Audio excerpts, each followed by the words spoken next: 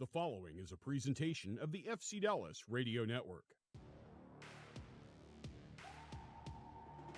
Dallas set 4 players inside the 6-yard box. RSL keys the runs from around the penalty spot. They run towards the near post. Luna whips it in, headed away by Ibiaga. That's what he's in there to do. And now Sarver going the other way. Sarver splits 3 defenders. He's all alone into the RSL half. Here's Sam Sarver at full stretch. Sarver to seal it! FC Dallas is still searching for their first post-World Cup win with a draw in Portland and a loss in San Diego. With a full week to recover, the Burn head back to the West Coast tonight for a showdown with longtime Western adversary LA Galaxy. These teams played to a 2-2 draw in April at Toyota Stadium, and Dallas hasn't won at Dignity Health Sports Park since Decision Day 2023. It's one last MLS game before Leagues Cup as FC Dallas takes on the LA Galaxy. Along the lines of the FC Dallas Radio Network, it is the FC Dallas pregame show presented by your local Toyota dealer, Toyota. Let's go places. On tonight's presentation, we'll have the sounds of tonight's match. Our commentary team for the evening, Ryan Figert and Garrett Melcer, will join me to break down tonight's contest. And speaking of the FC Dallas Insider, he joins us in place of Steve Davis this evening for a look at the major headlines for this one. Garrett, it is good to see you this evening. Good to see you too, Sam. Well, obviously, it is another game out on the West Coast for Dallas. These seem to be coming fast and furious ahead of the Leagues Cup action, and it's going to be their third since the World Cup ended, and they're still searching for their first World Cup win, knowing the Galaxy's quality or its sometimes lack thereof, and with 3 Leagues Cup games coming to interrupt your season. How important is this win going to be for FC Dallas if they can get it? I think it's a super important game. Obviously, 3 points is always important, but 2, just to get the vibes back. Obviously, Dallas hasn't come out of the World Cup break like they wanted to, just 1 point from 2 games, but also those performances, they weren't reminiscent of the team that won 4 out of their last 5 going into the World Cup. I think it's really important that they get 3 points tonight to kind of just recapture that momentum that they lost over the last 2 months, and tonight's potentially a really good chance to do so against a Galaxy team that's also struggling for some form. Well, as we look at the lineup tonight for Eric Quill, it's Jonathan Serwa in net, Osazi Urigide, Nolan Norris, Shaq Moore on the back line. You've got Christian Kappas and Kayik in the midfield alongside Bernard Kamungo and Herman Johansson. Pedro Musa and Logan Farrington up top, supported by Patrickson Delgado. And there's a lot of big news in this one because it looks like there's a formation change. We'll talk a little bit more about that later. But Pedro Musa, Logan Farrington back together. The perfect Parrington is here tonight for Dallas. And for a team that has struggled to score a little bit coming out of that World Cup break, seeing their best 2 leading goal scorers together is a nice change of pace. It absolutely is. I've said it for the last 18 months.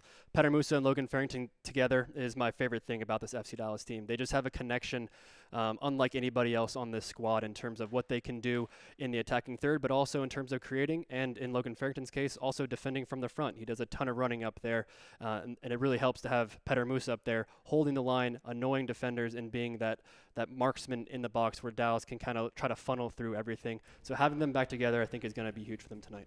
Meanwhile, we had wondered what was going to happen in the goalkeeper situation with Daniel, who was injured in the San Diego game. Looks like it's going to be weeks on him, unfortunately, for the new acquisition. But it is, as we speculated on the build-up yesterday, Jonathan Serwa gets the start. He had gotten the 2 starts before Daniel arrived pre-World Cup. And it's not a big surprise. I do think it's probably an open battle right this minute, but I don't think it's any sort of shock to anybody paying attention that Serwa gets the nod. Yeah, no surprise at all for Jonathan Serwa. He was the player who was on the bench last game and came off to help out Daniel when he unfortunately pulled a hamstring, it looked like. And Jonathan Serwa was the player, like you said, who started the previous 2 games going into the World Cup after, unfortunately, Maka Kaloti had a few shaky performances that made Eric Quill look to his bench and think, okay, maybe let's have more of a battle here and try to get the best out of both of them. So no surprise that it's Jonathan Serwa, and it seems like it's his job to lose for now. Meanwhile, we had speculated on the FC Dallas agenda and the build-up this week about where Dallas would go 4-4-2 or they'd go back to the 3-5-2. That's certainly how it looks based on the lineup put out there, and that would include Herman Johansson and Bernard Kamungo playing at their traditional wing-back spot. And I'm curious, who do you think it's more important to have at that spot? Bernard Kamungo, who was really potent before his injury 6 games in, or Herman Johansson, who has kind of moved between wing-back and full-back and really hasn't been able to find a footing at either? I think it's got to be Bernard Kamungo based on the fact that this formation was a 3-back for the entire year until he got injured. back in early April, and then that's really when Eric Quill shifted to the 4-back system because there was really no other natural left wing back in the squad. We saw Ron Benjamin kind of feature there. We saw Lucius Donditsen feature there. Neither was a good fit in most ways, and so Eric Quill had to find a different solution with a different formation. Now that Bernie's back and Dallas didn't get the results they wanted with the 4-back system after the World Cup, I think it's no surprise that we see this formation once again with Bernard Kamungo playing that left wing back spot, which it seems like that's his position going forward. And that means there's going to be 3 center backs tonight, Urguide, Norris, and Moore. And we think that is how it's going to go left to right based on some previous looks leading up to this game. And I think it makes sense to do that. I know seeing Nolan Norris in the middle is a little bit of a shock, but A, he is the best passer, and B, moving Shaq Moore over to the left feels like it's a direct response to Joseph Paintsil, who had himself a day against Dallas last time out. Yeah, I think it's all about Joseph Paintsil, who's a name that we're going to talk about a lot during this pregame show and probably over the 90 minutes, although hopefully not too much. But he's probably the fastest attacker in the league, and he's very good in one-on-one scenarios. So I think they're moving Nolan Norris into the middle to protect him a little bit because he doesn't have that straight line speed that Shaq Moore does. Also, I think for Nolan, this could be a good spot for him. He's definitely the best passer along that back line. I mean, he might be the best passer in this entire FC Dallas team, even though he's a defender. So I think getting him on the ball, being able to spray those passes out as much as possible, could really, really fit into his skill set. It really could, and we've got a couple transactions to talk about here before we get to L.A. Let's start with the incoming first. Clay Holstad was announced this week on loan from Rhode Island FC. That's in USL Championship. That's the second division for those who this is their first comic book. He brings in some midfield depth. He knows Eric Quill, and he'll be in the 20 tonight, getting his first bench for FC Dallas. And we've talked about it at length, especially with Ramiro's injury, although he is back doing some light training. They need some depth in midfield. And while I don't think we expect Holstad to be Sergio Busquets or anything, it's good to have another experienced body who's familiar with this head coach available to them. I think Dallas needed another body in midfield even prior to Ramiro's injury, a foot injury, unfortunately. Although I think he'll be back in the next couple of weeks, but Dallas needed another guy in there, let's be honest. It's a lot to ask Christian Capis, Kayik, and Ramiro to really be the only 3 playing in those spots who are experienced and that we know can make good performances at the MLS level. Clay Holstad is an interesting one, coming in on loan from Rhode Island. He worked with Eric Quill at the youth level down with Texans SC in Houston. He had a good college career. He's been in USL since then and MLS Next Pro for a little while. But he's a box-to-box mid and a holding midfielder who runs a lot, as he told me in the interview we did midweek on the FC Dallas agenda. So excited to see if he gets some minutes tonight. And another midfielder that we won't be seeing anytime soon, but we haven't seen him recently, is Siki Nsabling, a name that I feel like we haven't brought up on this pregame show in probably almost 2 years. He's been on loan at Mamelodi Sundowns in his native South Africa, and he's had a lot of success down there, including winning the African Champions League. And the league announced this week he has been permanently transferred down there after his purchase option was picked up. And it sucks to see him go. He was one of the more long-tenured members of this club. He was drafted ahead of the 22 season, and Nico Esteves' first year. But he gets to be a star in his home country. He's coming off an African Champions League win, which means he's qualified, for a couple different big tournaments. And it seemed like he had just found a home back home. And at the very least, it's good to see him go into a positive situation down there. Yeah, it seems like a transfer that kind of worked out for all parties, right? Unfortunately, Siki had kind of been in and out of the team under essentially every head coach who was in Dallas while Siki was here.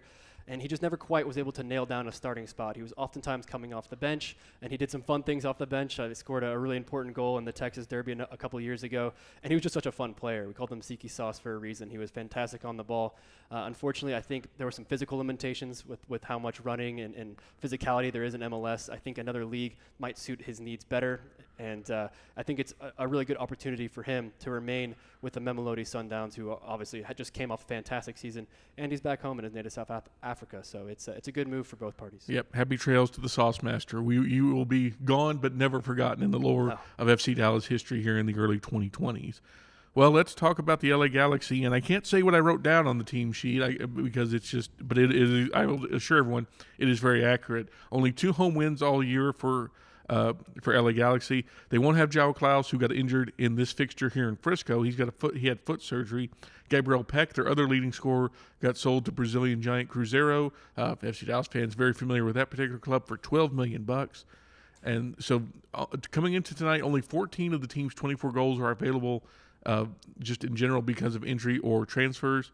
But Marco Reus, Joseph Paintsil are still there. They both start tonight. That's going to be the big issue on offense for Dallas to contain. Yeah, for sure. It's tough on the Galaxy when you don't have two DPs that you started the season with in João Klaus and Gabriel Peck, who was a phenomenal player, of course, for them, and now doing good stuff down in Brazil prior to an injury.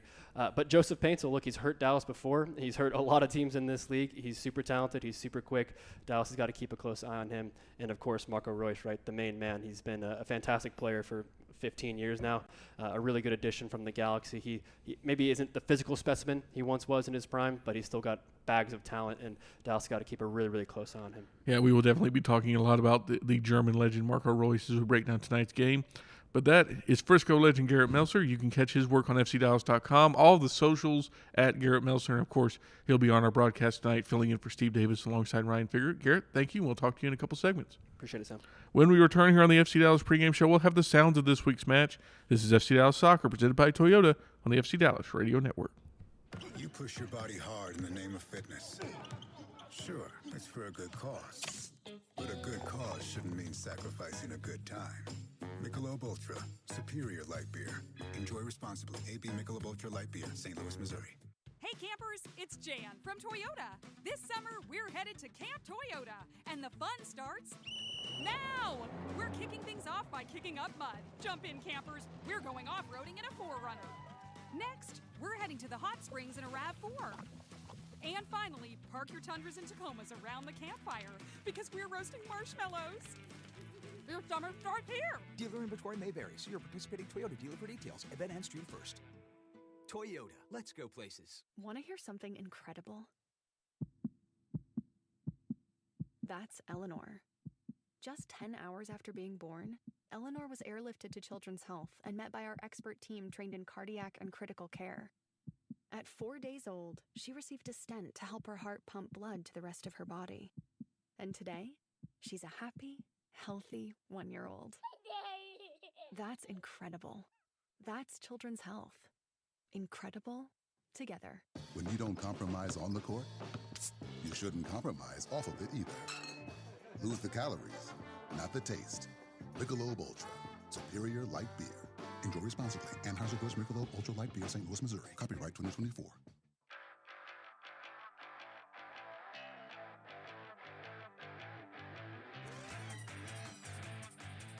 Winner, winner, Chick-fil-A dinner. All season long when FC Dallas wins at home, fans win free Chick-fil-A. Be sure your Chick-fil-A app is up to date and location services are turned on when you attend matches at Toyota Stadium. After the team wins, before you leave your seats, open the app to redeem the Chick-fil-A offer. Welcome back to the FC Dallas pregame show presented by Toyota here on the FC Dallas Radio Network. In our next segment, Ryan Figert and Garrett Melcer will join me to break down the lineups and tactics for tonight's matchup. But first, let me tell you about the FC Dallas Radio Network podcast feed available wherever you get great free podcasts. It's anchored, of course, by the postgame show, highlights, stats, analysis of the game that was in 30 minutes or less. It goes live here on the radio network after the game ends and is uploaded shortly after for your commute the next day or whenever you want to consume it. Meanwhile, Season 2 of the FC Dallas agenda is rolling on. We've got big analysis, big thoughts, great interviews, insights, everything you need about your favorite MLS squad. Just this past week, we talked with new FC Dallas signing Chloe Holstad and broke down all the details of the news around Benji Flowers. That usually comes out on Wednesday mornings, but can be shifted depending on the timing of big news, signings, etc., etc. And just this season, we debuted the Build Up, our new game preview show that comes out the day before a game. Myself and two members of our crew will talk through the injury report, strategy, opponents that you need to catch up for, make some predictions, key matchups, everything you need, and a nice little 20-minute package to help you preview the upcoming FC Dallas game. So how do you get all this great free content? Go to your podcast provider of choice, Apple, Spotify, wherever you get podcasts, and type in FC Dallas Radio Network and then hit subscribe so you don't miss any of our great content. Now let's get to the sounds of tonight's match, and that features Dallas head coach Eric Quill and goalkeeper Jonathan Sirois.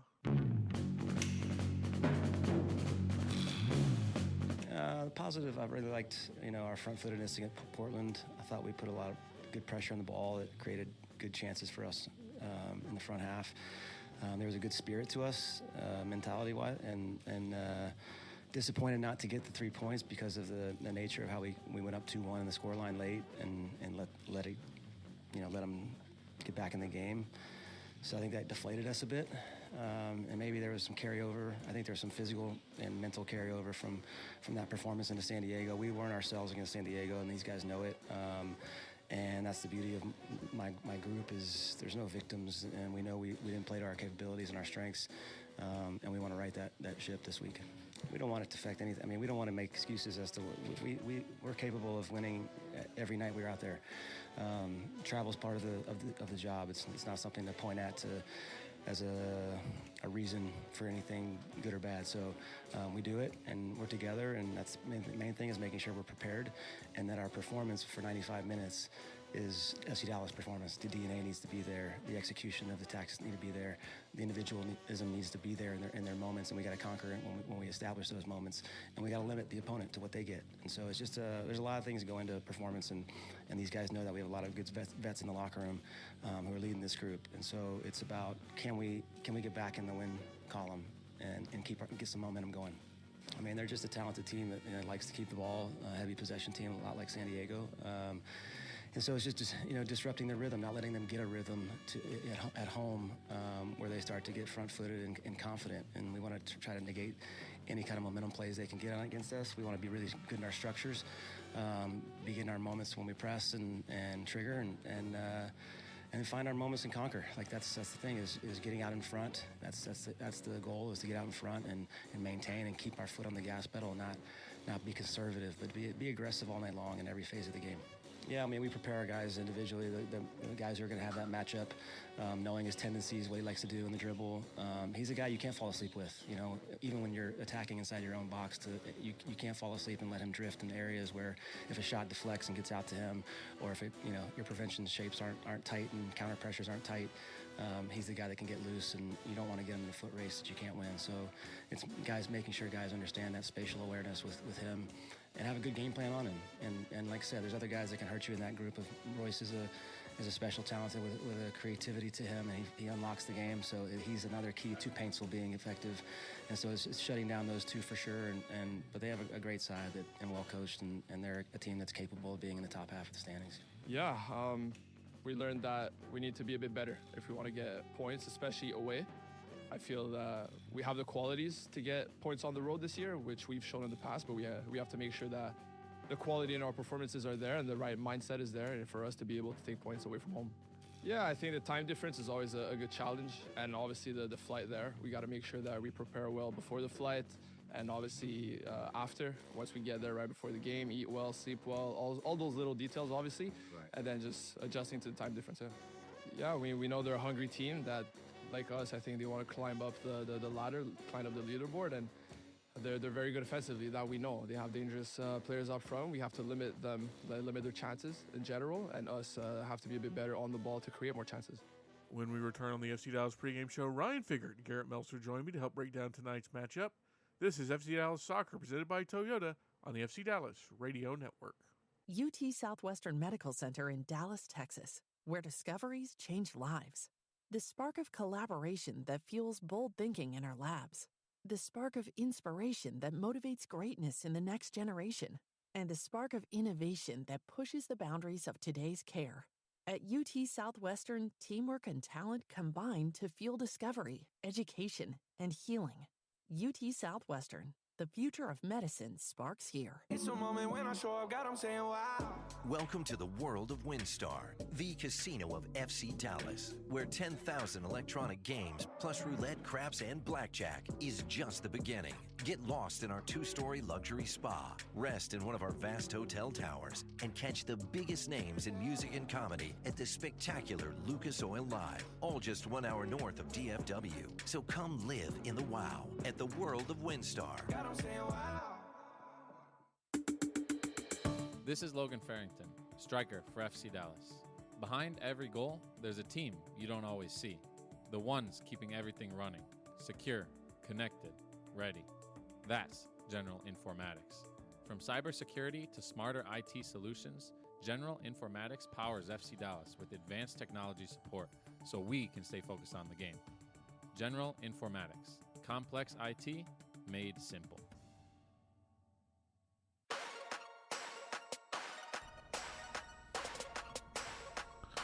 Welcome back to the FC Dallas pregame show presented by Toyota here on the FC Dallas Radio Network. We've got about 20 minutes from kickoff at Dignity Health Sports Park, so let's go ahead and get you the starting lineups for tonight's matchup. And those starting lineups this evening are brought to you by Advocare. We'll start first with the home side LA Galaxy and sixth-year manager Greg Vanney. It's JT Marcinkowski, the former San Jose Earthquakes man, in net tonight for the Galaxy. Harper Miller, Maya Yoshida, Jacob Glesnes, and John Nelson across the back line. Justin Hack, the big free agent signing from NYCFC this offseason, joins Elijah Winder and Lucas Sanabria in midfield. Marco Reus, the German legend, plays in the middle for the Galaxy alongside Joseph Paintsil, who scored in Frisco the last time these two met, and new signing Robert Taylor. And now let's get you the lineup for FC Dallas and second-year manager Eric Quill.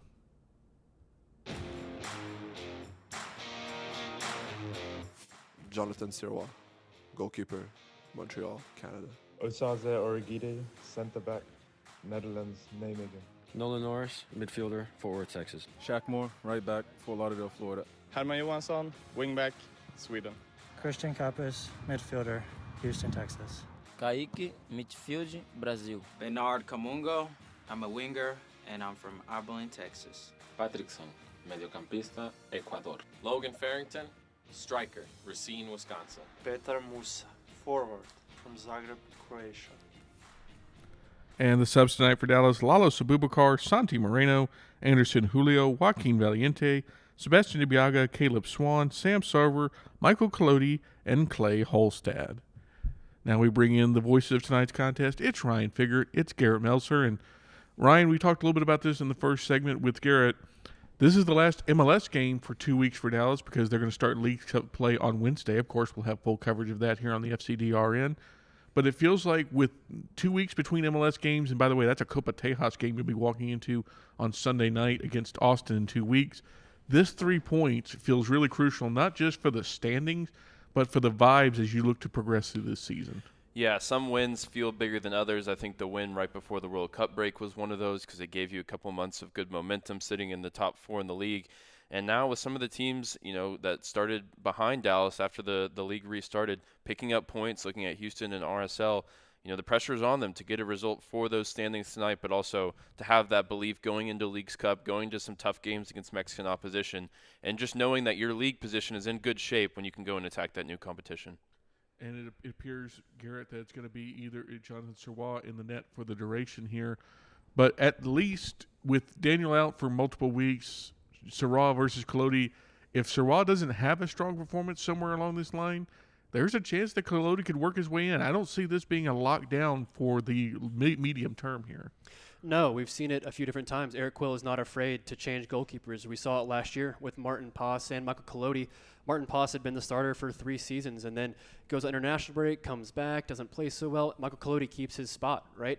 And this year, Michael Collodi kept his spot from last year, but then a couple of shaky performances, brings in Jonathan Sirois. It's a really unfortunate situation with Daniel to bring in one of the best keepers in the league, and then he unfortunately injures a muscle just 20 minutes into his second game. But we're back to where we were a couple months ago, Jonathan Sirois versus Michael Collodi. Right now, Sirois has the baton. It's up to him to keep it. It's a good thing Eric Quill claims he has 3 number ones because he needed to pull on that because now he's down to 2 for at least the foreseeable future. And in front of Sirois tonight, Ryan, it's going to be a 5-man back line. That means we're going to have 3 center backs in front of him. And based on what we've seen so far leading into this one, it's going to be Osaze and Shaq flanking Nolan Norris in the middle. And as a big supporter of the Nolan Norris agenda, I am very excited by this possibility, but I can understand why maybe some folks are a little concerned. But this feels just as much about Nolan playing a new position, kind of leveling up, as it does Shaq Moore needing to be on that left side of the defense to handle Joseph Paintsil. Yeah, I think the strengths that you get from Shaq Moore as a converted fullback into center back, he's comfortable going into those wide areas, matching up against the quick wingers 1v1. And I think this role as sort of the 1v1 specialist really suits him, and that means that Nolan Norris needs to slide into the middle where he can potentially pick out new passing lanes compared to what he can do when he's over on the left of the back 3. It's going to be interesting. The one downside maybe is you lose the ability for Osaze to cover both sides with his speed in the middle. And, this is only what we saw in training. Maybe they'll line up with Nolan on the left when we start the game today. We don't know for sure. But it'll be an interesting one nonetheless to see him in a slightly different position. I'll also say it might not be the only downside to not have Urguide in the middle there. Also, not having Nolan Norris on the left, that means Shaq Moore is going to be on his wrong foot on that left side. Keep an eye on how that affects Dallas's ability to play out of the back on that side. Because even though Bernard Kamungo is left-footed, his strength is not playing out of the back. His strength is getting up into the attacking third and whipping in crosses and beating a man or two. Just keep an eye on how Shaq Moore is able to play with his weak foot out of the back. Yeah, and just to continue on that point, I would expect Dallas to go direct pretty early and often tonight. When you see the lineup and you see Farrington and Musa in there together, you've got two targets up front.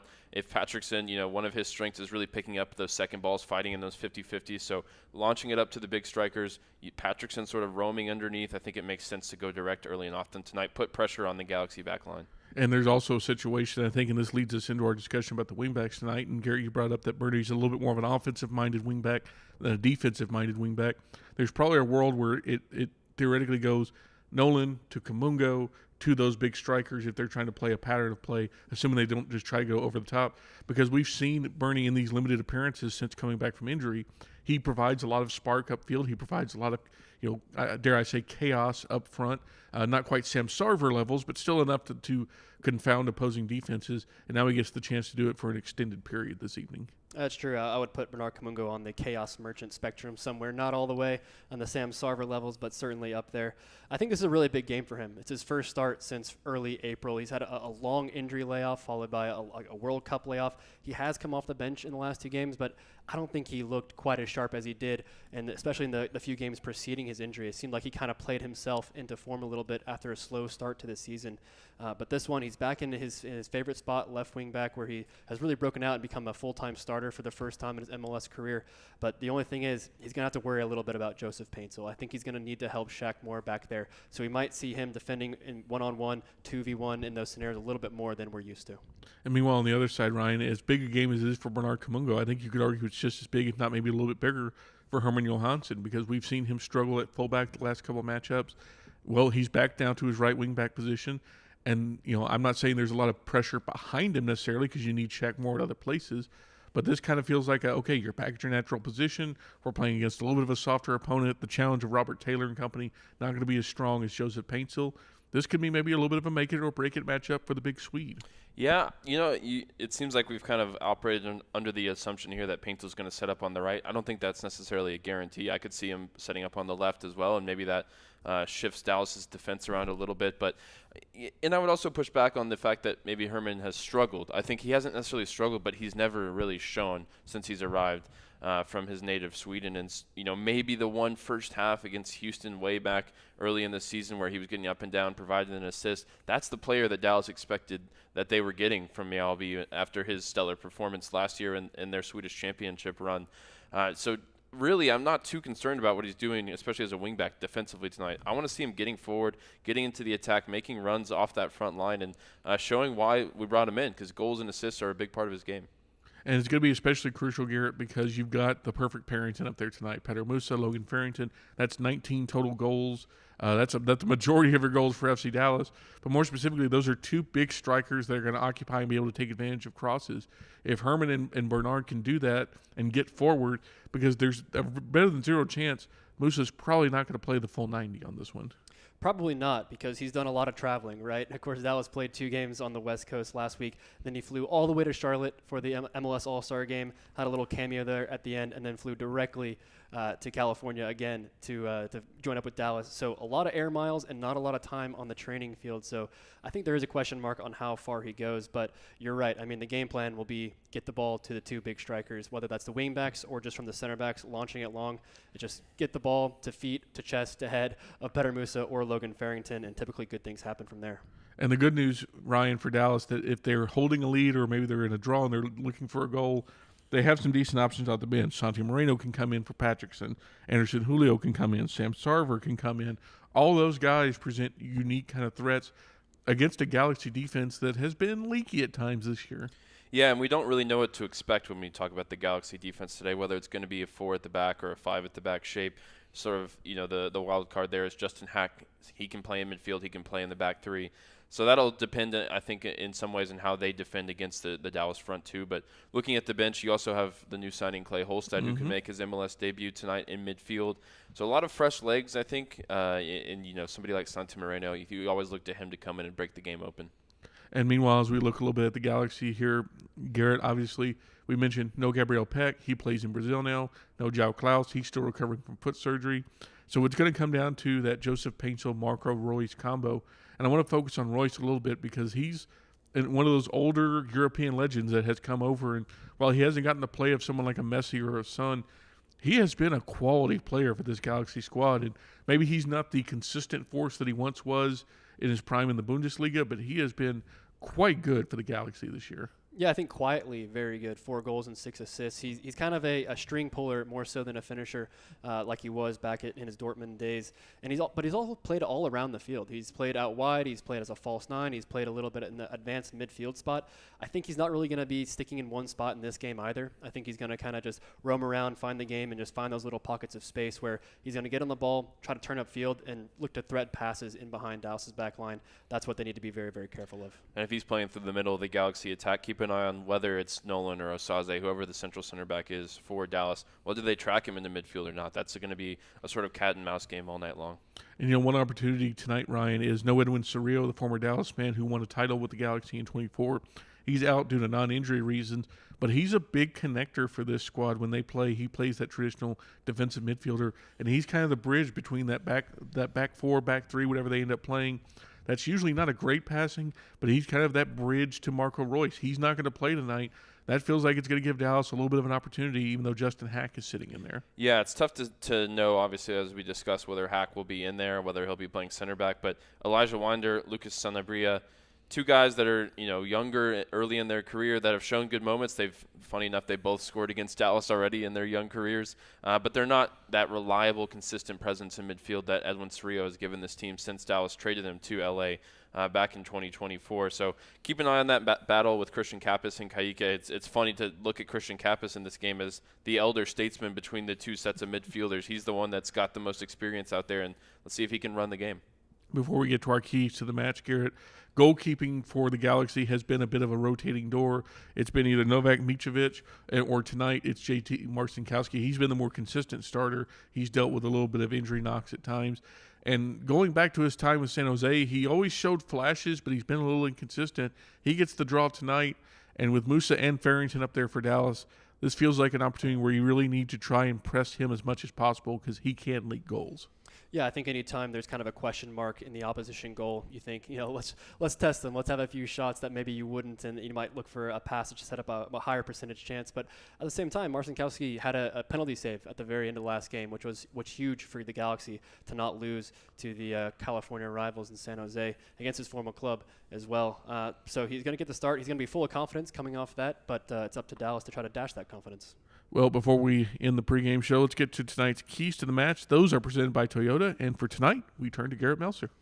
I apologize if I'm repeating myself, but the first one is contain Joseph Paintsel. And what I mean by that is just don't let him get behind you. He might be the fastest attacker in the league, and he's a very good 1v1 finisher. Dallas found that out last time these 2 teams matched up. Try to keep him in front of you. He's probably not going to hurt you nearly as much from there. Second one, close down Marco Royce, like we just talked about. If Marco Royce gets on the ball, he's going to create something. He might not have that blazing speed that he did 10 years ago, maybe even 5 years ago, but he still has that passing ability and that shooting ability from distance. Make sure you get numbers around him when he gets the ball.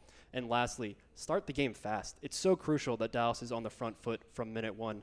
When scoring first, this team is 7-1-3, but winless when they concede first, 0-4-1. Dallas clearly has not been good when playing down a goal. It's so important that they try to get an opening goal in the first few minutes, and that means start as quickly as you can.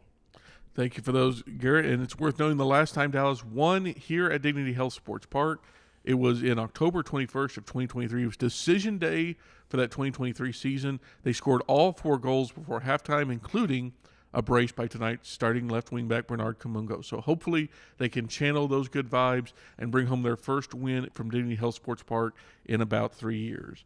But that's going to do it for tonight's pregame show. We will take a break, and when we return, Ryan and Garrett will get you ready for first half action. It's the LA Galaxy hosting FC Dallas. You're listening to FC Dallas Soccer, presented by Toyota on the FC Dallas Radio Network. Hey campers, it's Jan from Toyota. This summer, we're headed to Camp Toyota, and the fun starts now. We're kicking things off by kicking up mud. Jump in, campers. We're going off-roading in a 4Runner.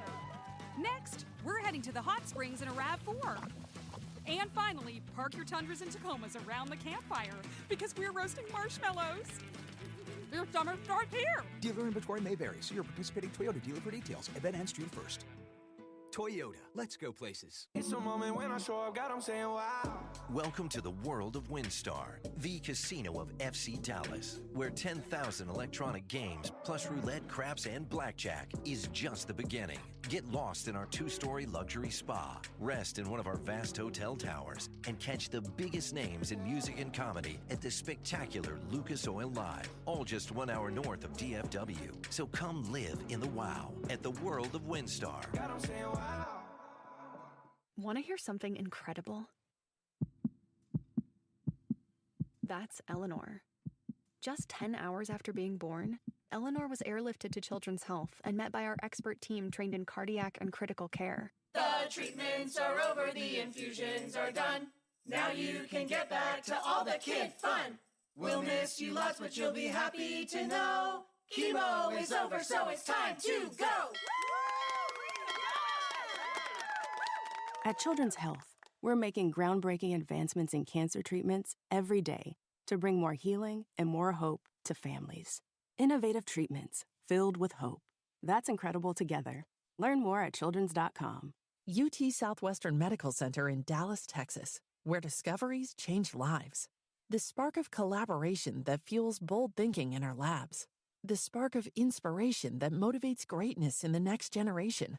And the spark of innovation that pushes the boundaries of today's care. At UT Southwestern, teamwork and talent combine to fuel discovery, education, and healing. UT Southwestern, the future of medicine sparks here.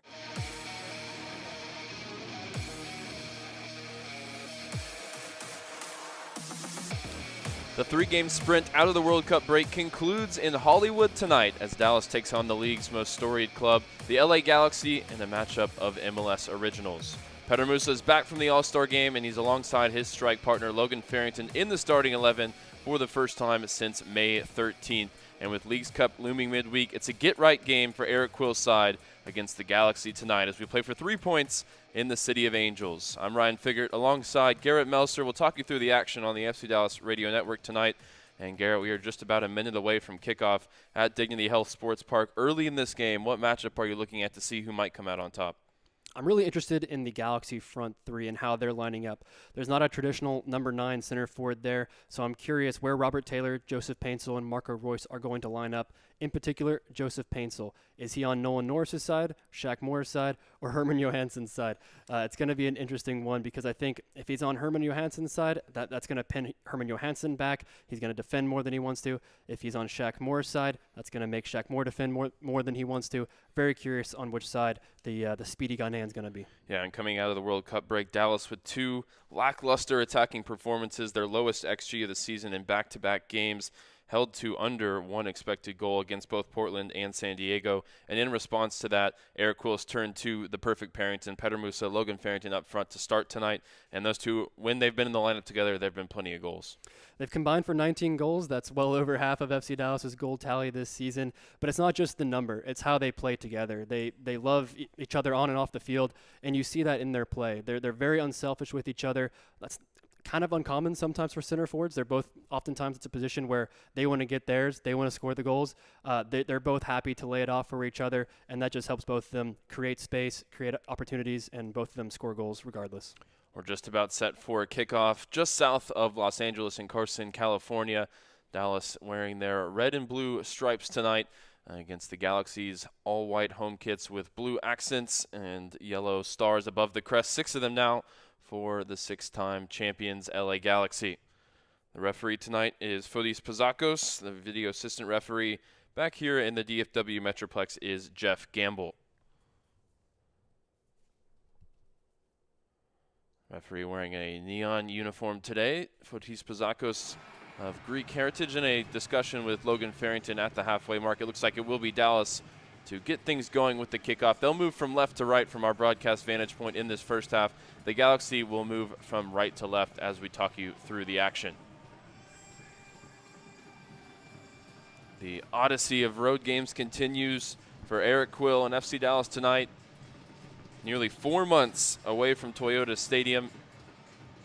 Looking to pick up more points on the road where they've been good this season. They've been good under their red-hatted manager, Eric Quill. Incredible Odyssey reference right off the bat, right before kickoff. Look at that from Ryan. It's topical. We're going from spot to spot, but tonight we're looking to come out on top in Carson, California. And it will be Logan Farrington to take the kickoff. Again, Dallas will move from left to right in this first half. And we do see Nolan Norris in the middle of the back three. Herman Johansson and Bernard Kamungo either side as it's dropped all the way back to Jonathan Sirois, the Dallas goalkeeper, in all black. And he launches it long out towards the Dallas right side. Looking for the head of Herman Johansson, but it floats out of play. And the Galaxy will have an early throw-in deep in their own territory. And it's former Dallas man Johnny Nelson. Now an MLS Cup winner with the LA Galaxy. He doesn't spot anything he likes initially. Takes the throw in short. Eventually hooked up field. Nolan Norris will give chase and recover possession in the Dallas end. Dropping it back to Jonathan Sirois. And over to Shaq Moore, who Garrett looks like he's setting up on the left of the back three. And it looks like he's matched up with Joseph Paintsel on the right. As we expected, Eric Quill, his gamble paid off. It's all the way back to Marcinkowski now. He launches it long under some pressure from Musa as Dallas stepped the pressure high up early in this game as we played a minute. And Uragide nods it out of play for another Galaxy throw in a very similar spot. Yeah, moving Shaq Moore to the left side of the back three. That's all about the speed matchup with Joseph Paintsel. Nolan Norris right now on the right. If he pulled it more often in the middle, could probably get on the ball a little bit more as well. Marco Royce on it in the attacking half of the center circle for the Galaxy, trying to spread it out wide to Paintsel, but Kamungo hops in the passing lane. He's unable to keep hold of it, and the Galaxy move it back into their defensive half. The other lineup question mark was on the opposite side, and it's Justin Hack. Looks like he's playing in midfield in front of a back four for Greg Vanny tonight, as it's back to Marcinkowski inside the Galaxy 18. He lifts it out to the far sideline, chested down there by the youngster Harbor Miller, who plays it up the line for Paintsel, fouled by Kamungo. Or Shaq Moore, sorry. Was pushing out of the Dallas back line there. And Fujis Pizakos blows the whistle for the first time. Very aggressive from Shaq Moore there, trying to win the ball before it gets to Joseph Paintsel. Definitely looked like he caught him a little bit on the ankle. Maybe a bit lucky to escape a yellow card, although actually not a ton of contact. He did go in pretty quickly, but very, very important that Shaq Moore does not get an early yellow card, because that's the last thing you want when going up against the Galaxy's Joseph Paintsel. Still slow to get up. Now getting back to his feet and limping. Maybe it was more in the way that he planted or came away from the tackle as opposed to the contact, because I spotted the same thing. Not a ton of foot to ankle contact there. But Paintsel walking very gingerly away from the side of that foul. The Dallas captain, Shaq Moore tonight, in the continued absence of Ramiro. Launched long by the Galaxy. Header won by Johansson deep in Dallas territory, nods it into midfield. Now it's at the top of the D for Royce, who plays it backwards out towards the near side. Robert Taylor, once of Inter Miami and Austin FC, with an early touch here as he plays it up the near sideline for Nelson. Nelson looking to combine with a teammate, but Uragide launches it clear. Last touch off the Galaxy via Dallas throw midway through their own half.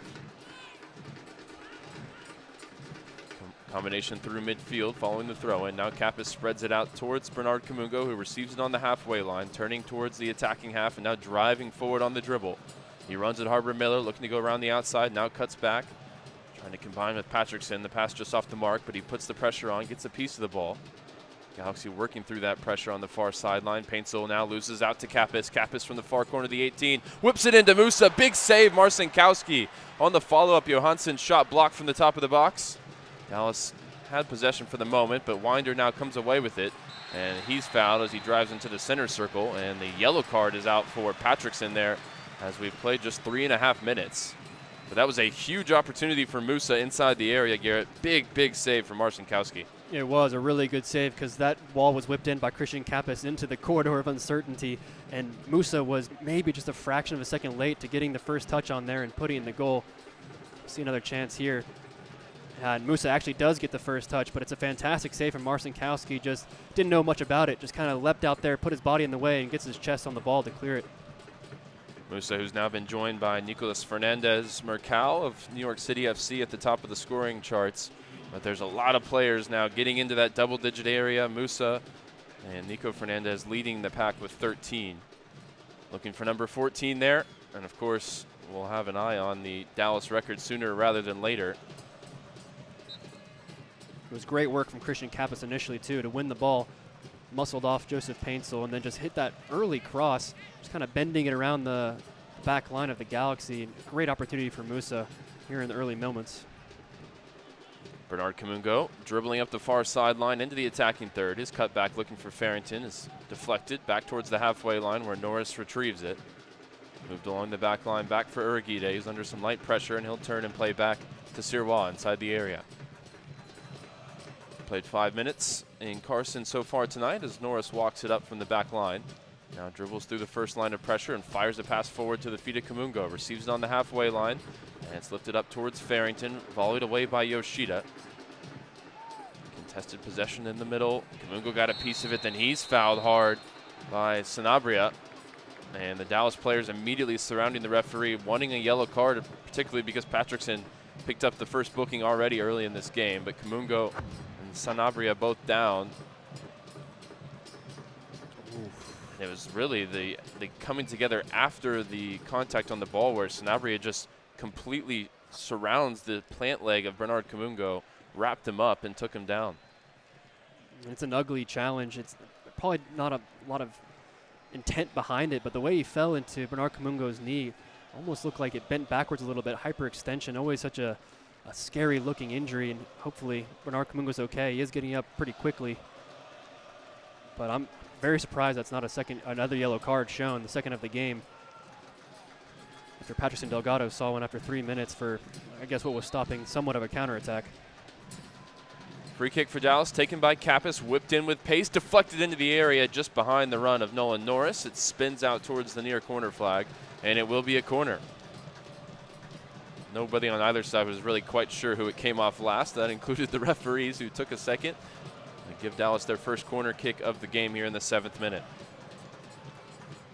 Not sure Nolan Norris knew who that came off of either, as he took a tumble in the box and looked up a little bit befuddled.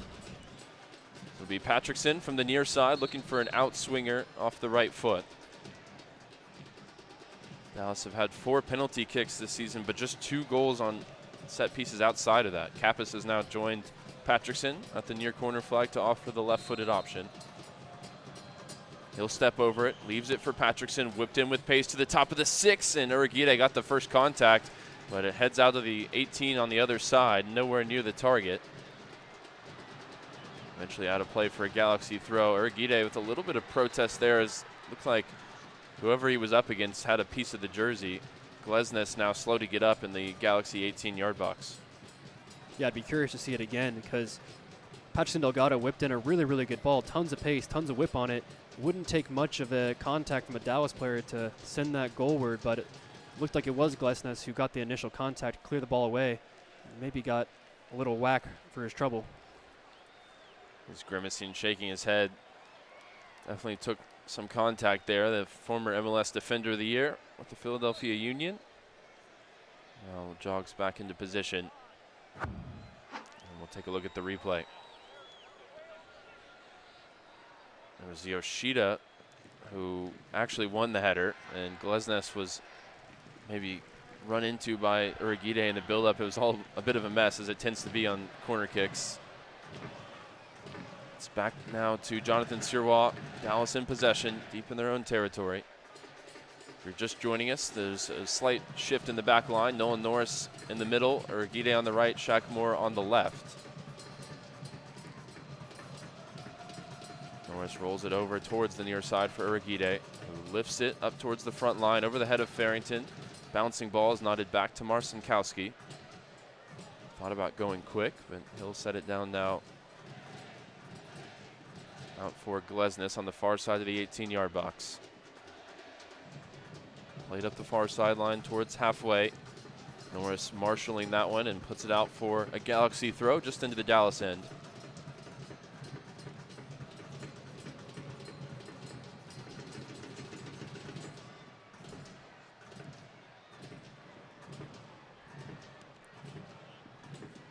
Taken back to the halfway line, back to the taker, Harbor Miller, who runs out of play on the far side.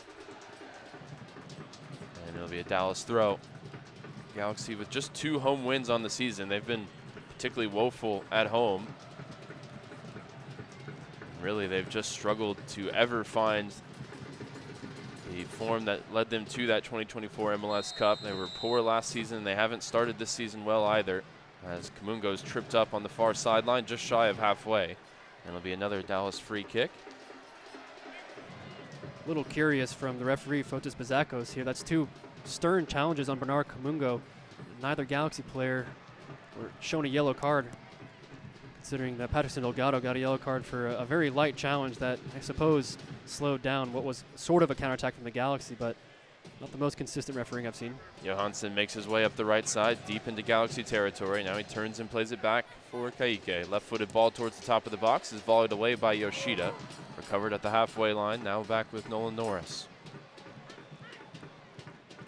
It's curious here in Dallas's build-up, the Galaxy playing very, very narrow, just clogging up the middle, giving Dallas both flanks. So far, Dallas haven't really been able to do much with it, even when they get the ball into those areas. Galaxy have done a good job of getting numbers around the ball and kind of pinning them into the sideline. Seems like they're kind of filtering Dallas's play into those wide areas before crowding them out.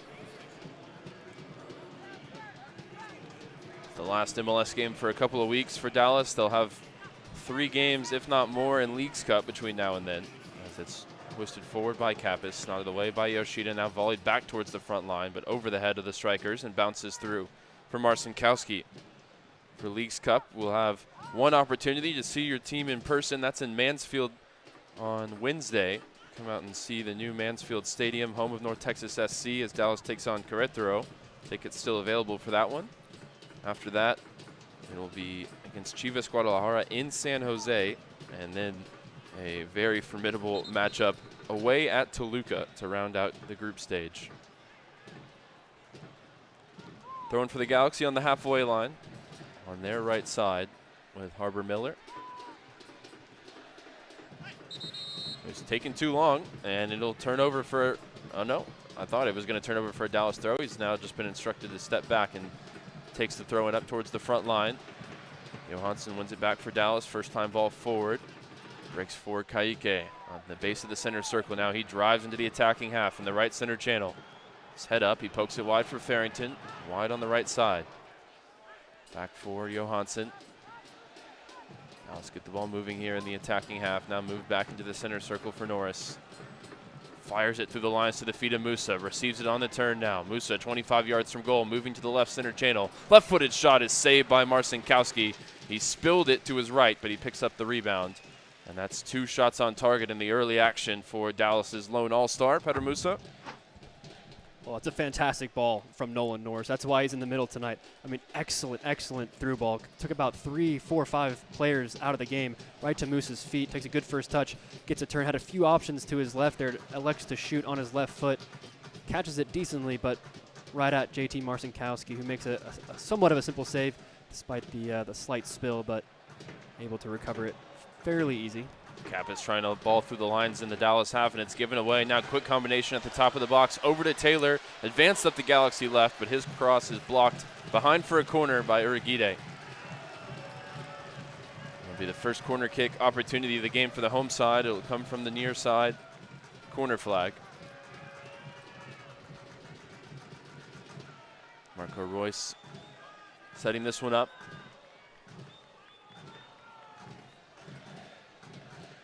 Assist leader on the season with 6 for the Galaxy.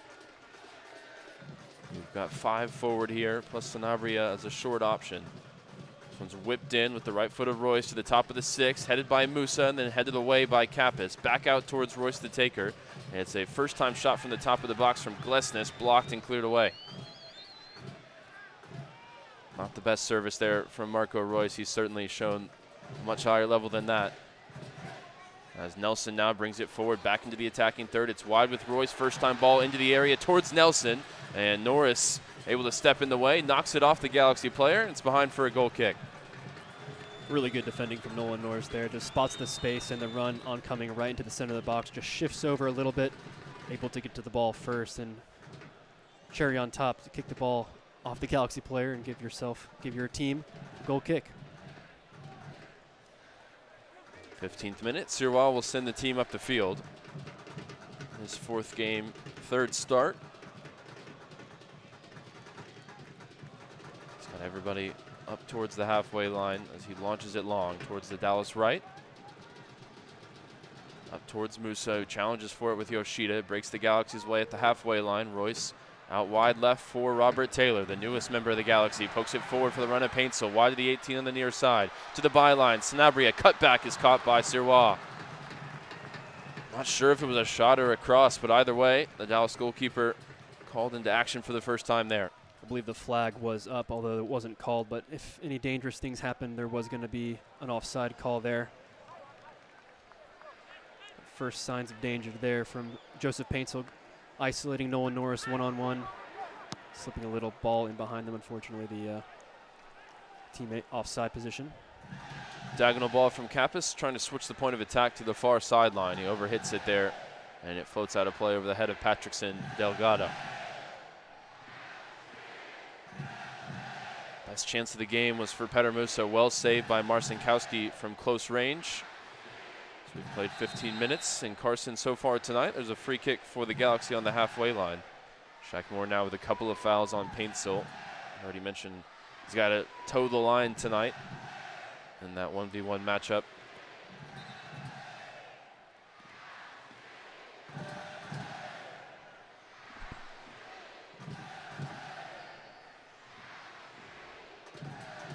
Harbor Miller standing over it at the halfway line. Doesn't really have any options to go short here.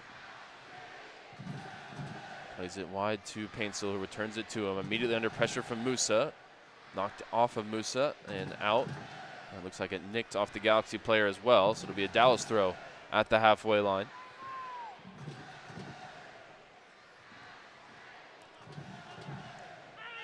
Close quarters on the far sideline, and another hard foul for the Galaxy as Kappas goes down. And again, it looks like the referee opted to keep his cards in the pocket, which we see referees do early in games often, but it's all been thrown off by Patrickson's early yellow card in the 3rd minute. Yeah, it certainly looked like Harbor Miller got a good piece of Christian Kappas' leg there, swinging out for the ball, but definitely caught the Dallas midfielder on the calf. You could hear the shout from Kappas as well. Kappas lifts it in behind to the top of the box. Bouncing ball dealt with by Glesnes. Kept alive in the attacking third. Musa stabs it wide to Johansson on the near side. He's dribbling infield, looking for options. Turns and fires it back for Norris in the center circle. Moved over to Shackmore, who will hit a diagonal ball off the right foot towards the front line. Johansson wins the header, nods it towards goal, where it's picked up by Marcinkowski. Well, that was really the only option for Shackmore, was to go long there looking for Herman Johansson, because no Dallas midfielder besides Christian Kappas had checked to the ball. There are about 4 Galaxy players right in the middle of there.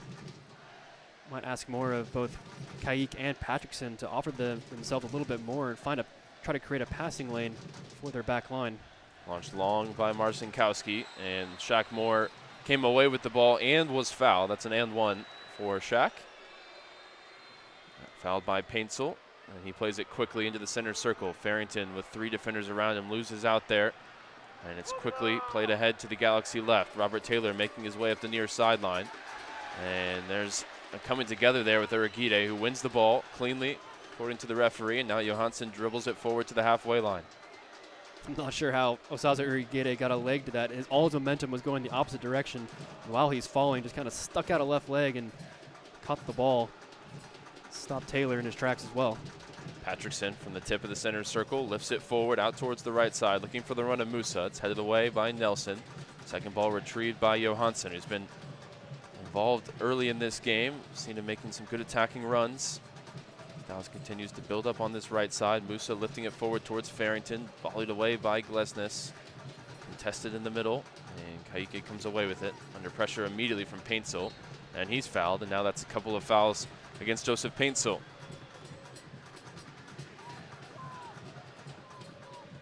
It seems like the dynamics in terms of the formation and the personnel seem better aligned, Garrett, than what we've seen in recent weeks as Farrington flicks it towards Musa. Musa slips over the ball at the top of the D. Kamungo fighting for it.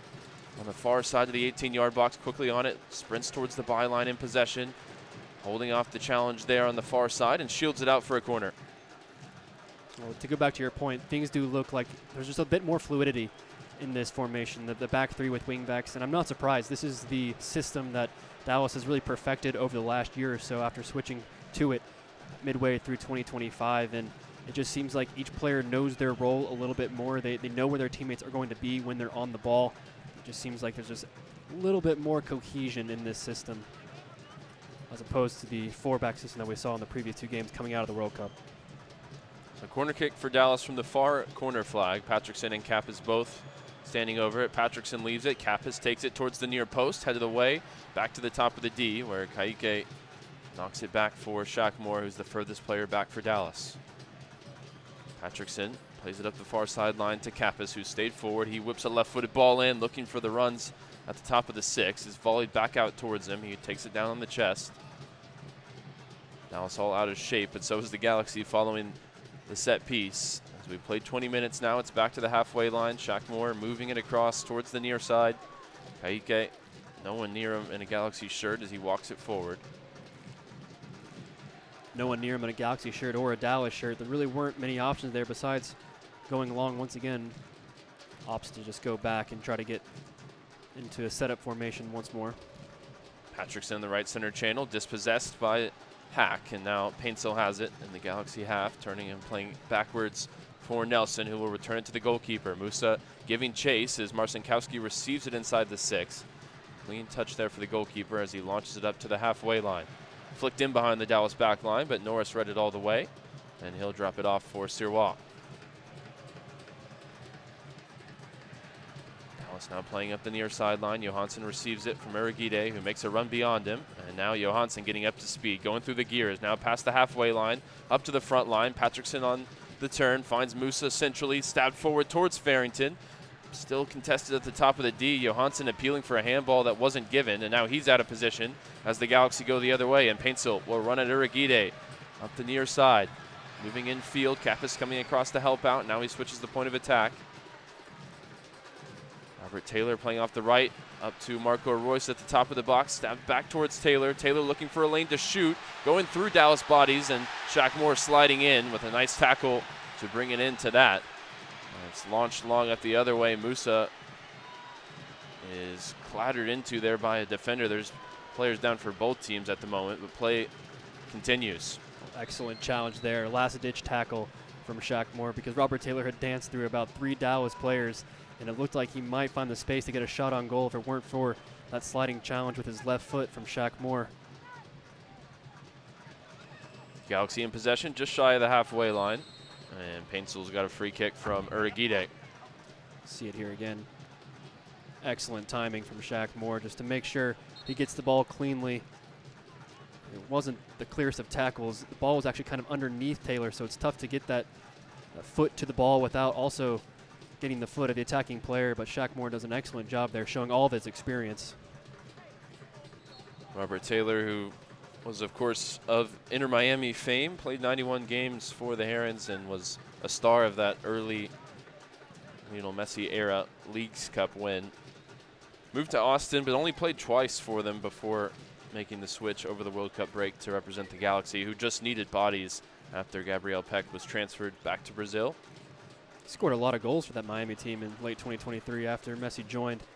Giveaway for the Galaxy on the far side. Kamungo combining with Farrington, who's in the left center channel, moving away from goal. Now out towards the far side once again. He goes down, fouled by Marco Royce, and it's a Dallas free kick. About 5 yards infield of the far sideline and maybe 6 or 7 yards from the top of the box. Well, good work from Logan Farrington there, just kind of baiting the challenge, knowing that he has his body in between the defender and the ball, and any contact you feel in the back and you go down, you're likely going to get the call. Unfortunately for Logan, I think he fell on the ball, which is never a good sensation coming down, landing straight on the ball. You can see him holding his chest there, but looks to be no worse for wear. So it's the same duo for Dallas who've been over the 2 corner kicks. Patrickson with the right foot, Kappas with the left foot. Marcinkowski sets up the defense in front of him. A 2-man wall is just inside the 18-yard box. 2 arms raised for Christian Kappas. The Galaxy set their line just inside the penalty area. It will be Kappas, whipped in low towards the near post, repelled away. And Kaique picks up the loose ball, turning it back to the center circle.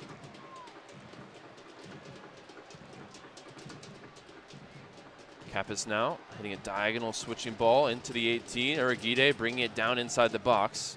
Breaks wide for Johansson, who's near the corner flag on the near side, knocks it out off of Nelson. It'll be another Dallas corner. Good opportunity for some redemption for Christian Kappas if he stands over this corner kick, because that free kick was certainly not its best.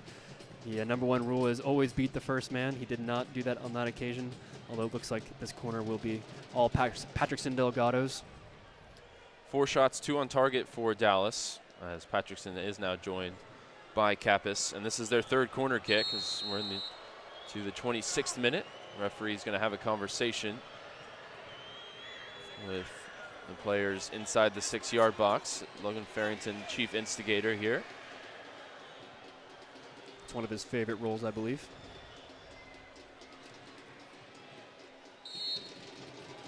Patrickson or Kappas again. Kappas steps over it. Referee steps in the way of Patrickson, who now takes it into the top of the 6, flicked along towards the back post.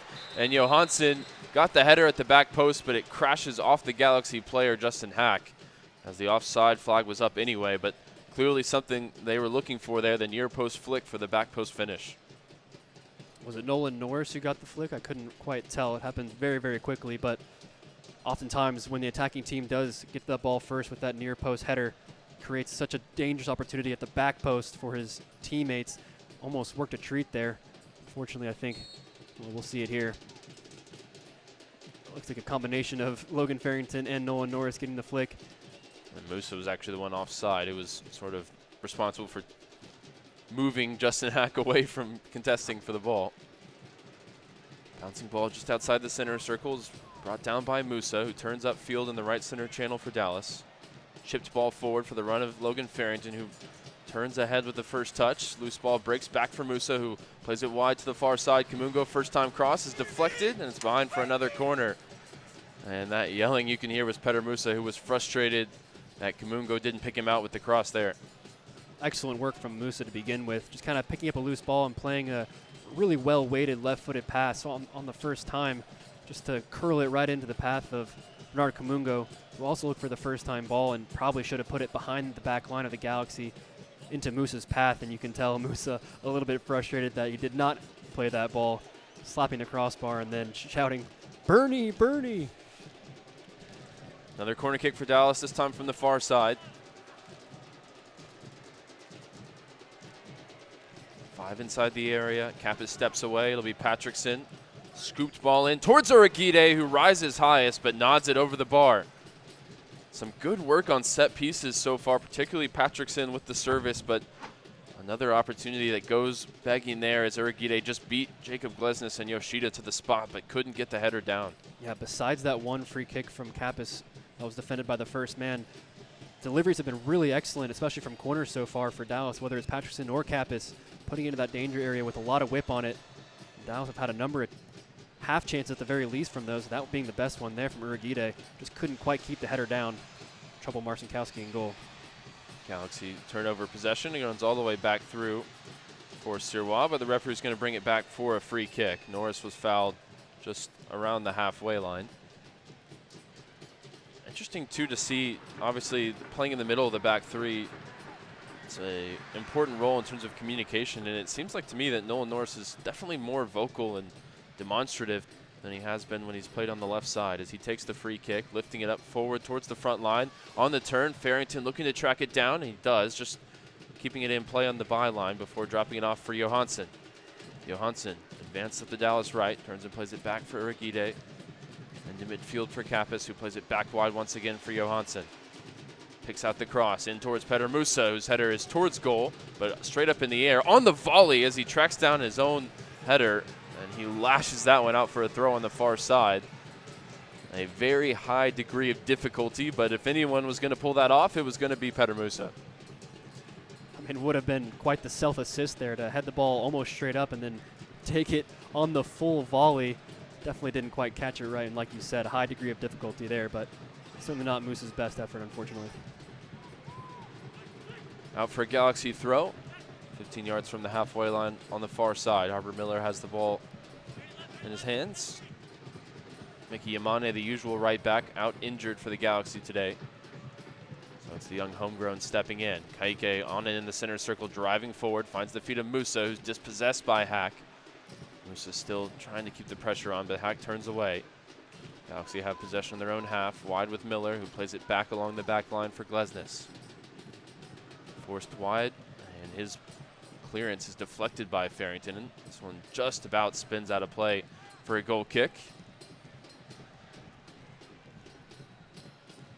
To go back to your point a few minutes ago of Logan Farrington looking a little bit more assured in his communication, being in the middle of that back three, I wonder if that stems a little bit from the trust that Eric Quill is putting in him by being there. The last time Dallas faced the Galaxy and Joseph Paintsel, Nolan was actually dropped because of the fear of Joseph Paintsel's speed. This time, instead of taking him out of the team, he puts him in the middle, still to protect him, but doesn't drop him from the team. I think that could have given Nolan just a little boost of confidence. So another yellow card out of the pocket of the referee. Unfortunately, this one goes against Christian Kappas, who did break up the attack there by dragging Marco Royce down from behind at the halfway line. As that initial wave of Dallas pressure was beaten, and Royce was instrumental in doing so. So Kappas and Patrickson have both been booked, the only two players' names taken so far in this game. Galaxy building up on the far side, well deflected by Kamungo, who lifts it now into the middle. Brought down on the chest by Johansson, who keeps it moving. Patrickson now wide right for Kaike. His first time passes back towards Patrickson, and the Ecuadorian can't keep hold of it. Galaxy in possession, working up the near sideline. Nelson just shy of halfway, gives it away to Patrickson, who turns and plays it into the middle. Kappas wide to the far side. Kamungo now brings it infield and returns it to Kappas, who's at the tip of the center circle, surveying his options forward, plays it out to the Dallas right, wide with Johansson. Johansson checks it back for Urguide again. Kappas first time ball forward for Farrington, who receives it on the turn. Johansson working with Kaike wide on the right, and work it backwards up the near sideline. Kaike turning, nice combination here with Farrington. He pokes it wide for Johansson. Johansson cross in towards Musa. His header is up and over the bar, ends up on the roof of the net. Well, it's good play there on the near sideline from Dallas, really between Kaike, Kappas, and Herman Johansson, but able to play their way out about 5 Galaxy players. And then a decent ball there from Johansson, finding the head of Musa, but being almost 18 yards from goal, super difficult to direct that ball on target. Robert Taylor receives it just into the Dallas half on the near side, within earshot of Eric Quill, who's up and patrolling the technical area with his usual red hat.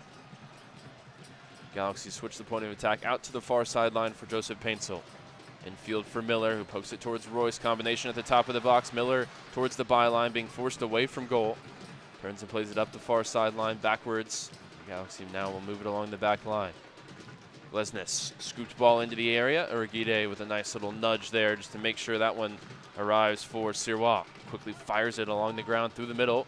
And Kaike lifts it over the top for the run of Logan Farrington. Left center channel. Brings it down on the chest into the 18 now, up against 2 defenders. Towards the byline, trying to keep it in play, but just runs out of room as Musa was arriving at the top of the 6, and it's out for a goal kick. Yeah, unfortunate how it ended, but I really like that initiative from Dallas there. The ball was in the hands of Sirois, and then back to front. In the space of 5 seconds, Dallas had the ball in the Galaxy box. Well defended in the end by the back line of the Galaxy just to kind of shield that one out of play, but it's good initiative there from Dallas, just trying to get things going quickly. Scooped ball over the top from Robert Taylor. Header one at the top of the box by Norris ahead of Marco Royce. Kappas trying to split 2 defenders on the dribble, and he's fouled. Sanabria called for the foul. Dallas wanted to go quickly. Referee makes them bring it back. I think Christian Kappas can count himself a bit lucky there. Kind of looked like he dribbled into a quarter that closed before he got there. Ends up getting the foul, but you can tell both Galaxy players were very frustrated speaking to the referee about it. Dallas working it out to the right side. Urguide Playing it infield for Ka'ike. Again, he's hounded there by 3 players, and he turns it over. Marco Royce on it, moves into the middle for Winder, ahead for the run of Taylor. Brought down from behind by Ka'ike, who's now booked as well. And this free kick comes from about 3 yards outside the box in the right center channel for the Galaxy. And now all 3 of the Dallas midfield have been booked within 35 minutes. I was about to say that's a very precarious position to be in after just a half hour of play, to have all 3 of your central midfielders on a booking. All 3 are going to have to be very, very careful how they play the remainder of this one. And this is Marco Royce territory, standing over the free kick as Sirois sets the wall. Scored a free kick goal already since the World Cup break. Maybe he'd prefer it to be on the other side, but it's at a really good distance for him, and it's going to be a very tall Dallas wall.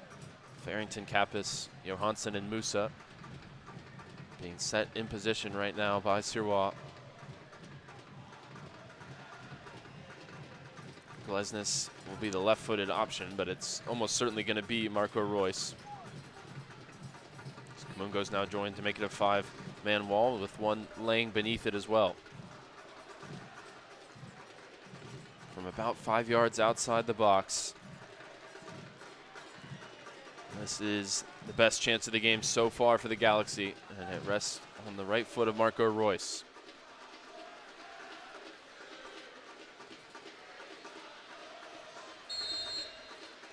Deep breath for the German legend as the whistle sounds. On the approach, over the wall, Sirois, big save diving to his left. Not cleared as it's fired back into the 6. It's deflected to the top of the box. Nelson through traffic, saved by Sirois again.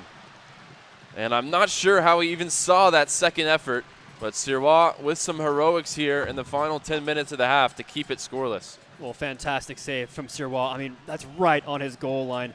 Maybe a fraction of the ball actually crossed the goal line, but certainly not all of it. It's an excellent, excellent save to keep out Marco Royce's initial free kick. Then also the follow-up. I think that may have been Taylor. Hit that through about 10 different bodies, both Dallas and LA Galaxy players. He could have easily taken a deflection. I'm not sure if it did. But Sirois doing a good job again to get his body behind it, and also to grab the little bit of a rebound there was at the end. Wasn't much action for Jonathan Sirois over the first 35 minutes, but he made his money right there. Out of play for a Galaxy throw in the Dallas half. Near side for Johnny Nelson. It's the Galaxy growing into this game at home. Nelson looking for options. Rolls it into midfield. Sanabria driving infield. Into the middle. Now ahead for Marco Royce. Right-footed shot saved by Sirois with his feet. Out to Sanabria at the top of the box. Now wide on the Galaxy right. Poke to the byline. Sanabria cut back. Ball for a chance there, and Harbour Miller blazes it over the bar from the top of the 6. Another huge save for Sirois, but the Galaxy really should be leading this game with this flurry of chances. Yeah, the 3rd massive save in succession for Jonathan Sirois, this time with his legs to keep out Marco Royce. But then this second chance as well, Dallas doesn't do a great job of clearing their lines.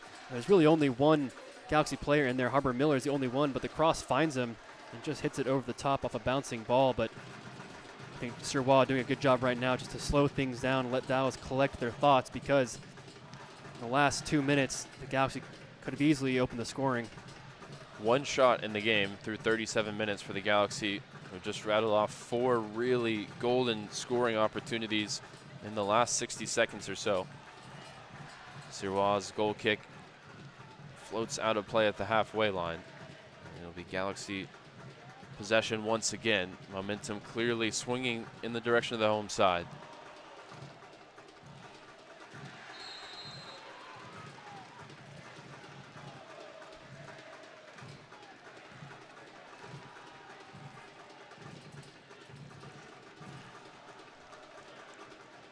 Wide free kick for the Galaxy. Royce not going to send this one in. He lifts it back into the center circle. Awkward ball to deal with. Glesnes nodding it out to Miller, who's immediately under pressure from Farrington. Glesnes back on it, plays it out wide up the far sideline. Brought forward there for the Galaxy. Played infield to Royce. Right center channel of the Galaxy attack. His influence has grown as this half has worn on. He'll move it through the midfield, out towards the near side. Hack wide for Paintsil. 1v1 here with Johansson. Sprints past him and into the 18 now. The low ball is deflected back out for Sanabria. Galaxy keep possession with Winder. Kappas got a piece of it. Spins back for Jacob Glesnes. Really, really crucial moment. A few moments here for Dallas. Just about 5 minutes before halftime. Galaxy just building pressure. Dallas don't look like they're defending in full structure. Paintsel inside the area, receives it, bending ball in, is off target, and nobody really made that run. It was all started by a nice entry ball scooped in behind by Marco Royce from the right center channel, and it seems like he's starting to figure out this Dallas structure where he can make the difference. As we're just about 5 minutes plus stoppage time from the halftime break. Dallas by far the better of the two sides in the opening half hour, but couldn't take advantage. The Galaxy have grown into this game.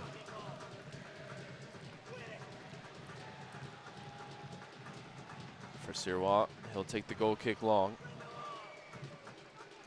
This one stays in play. Initial header won by Hack. Second ball won by Kappas, nodded forward. Yoshida out towards the near side. Paintsel's first time pass is intercepted by Kaike.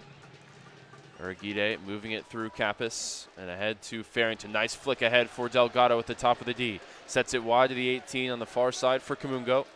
The byline, Farrington turns, moving away from goal. Back for Bernie. Drop of the shoulder, and he puts the cross in, deflected behind for a corner. Good to see Dallas being unafraid there to attack after being pinned back for the last 5 minutes or so. I think it was a really, really clever flick there from, I believe, Logan Farrington, just to set space there for Patterson Delgado, who ended up playing the ball out wide, and eventually Bernard Kamungo there to earning the corner. But we've seen some really, really good deliveries from both Christian Kappas and Patterson Delgado in this first half. Another opportunity to make it count, try to find a Dallas head first. Kappas or Delgado from the far corner flag. Delgado steps away. It'll be Kappas outswinger to the top of the 6. Norris closest to it. Got a piece of it, but it's going to be a free kick for the Galaxy as Norris is up and jogging away from the scene. That one dropped right on top of the 6-yard box. We'll have to maybe see a replay to figure out where the foul occurred, but the Galaxy restart play quickly. A loose pass is going to run out of play for a Dallas throw in their own half on the far sideline.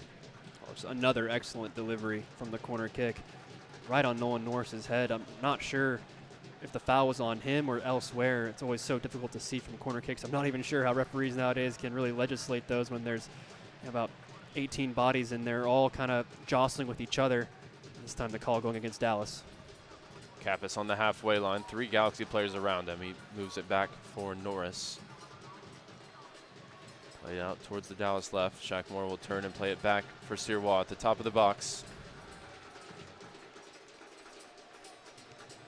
Norris receiving it. Royce about 10 yards away, and he'll launch it long. Up for the run of Musa. Bouncing ball past Yoshida, and it runs through for Marcinkowski, but not a bad attempt there, just to spring Musa in behind. 2.5 minutes from the 45 running out here. Harvard Miller looking for a passing option. Switches it all the way across to the opposite fullback, Nelson. Ahead to Paintsel at the halfway line. Bounce back to him. Move it along the back line once again. Yoshida, a veteran center back in there alongside Glesnes. Plenty of experience between that duo, but it's given away by the youngster Miller, and Kamungo lifts it ahead. Musa brings it down in the chest. Left-footed shot blocked, and it spins Marcinkowski's way, and he prevents the corner.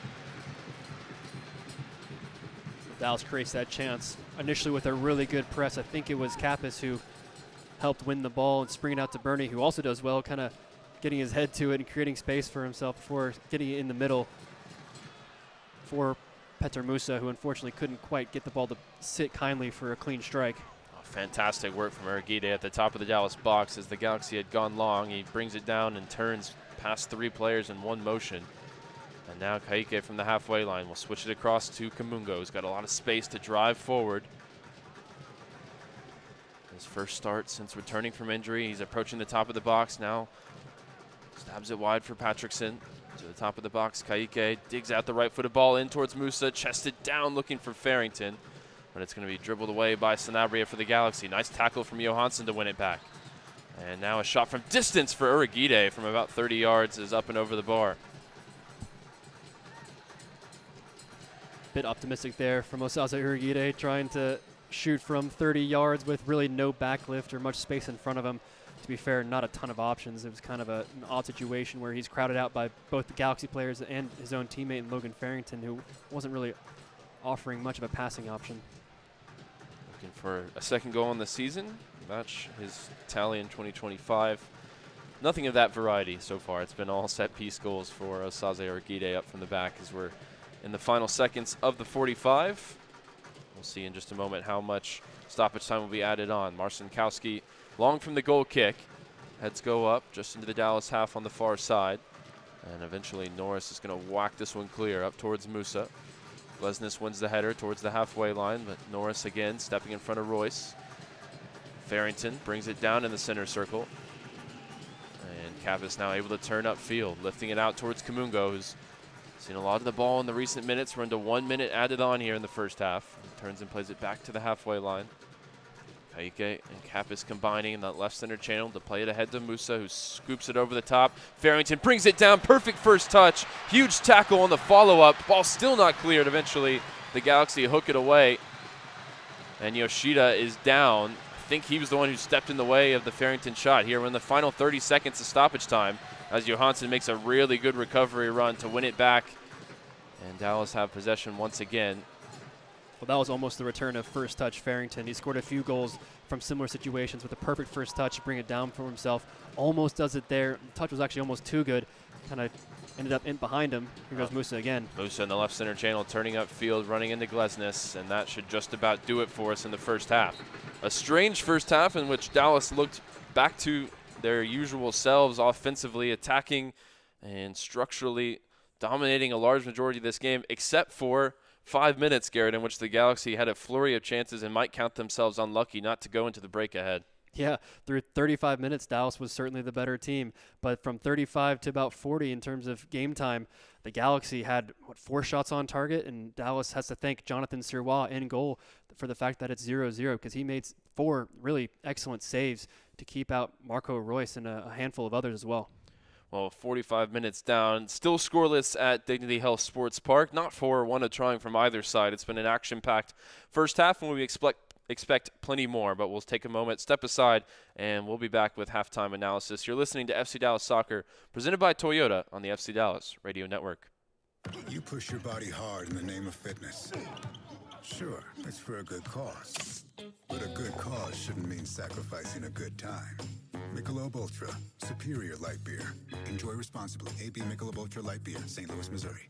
Hey campers, it's Jan from Toyota. This summer, we're headed to Camp Toyota, and the fun starts now!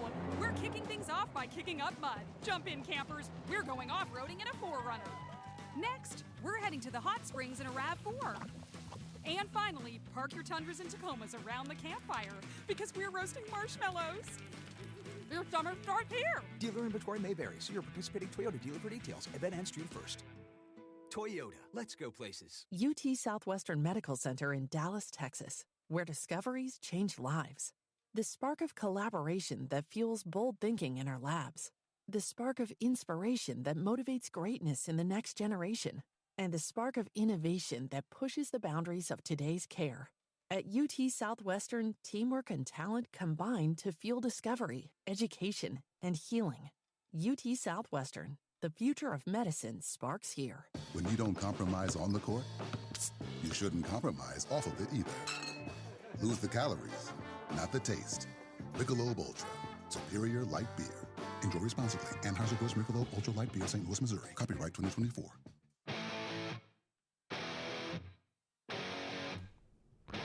After 45 plus at Dignity Health Sports Park, it's honors even so far for FC Dallas and LA Galaxy, as no goals have been posted as of yet.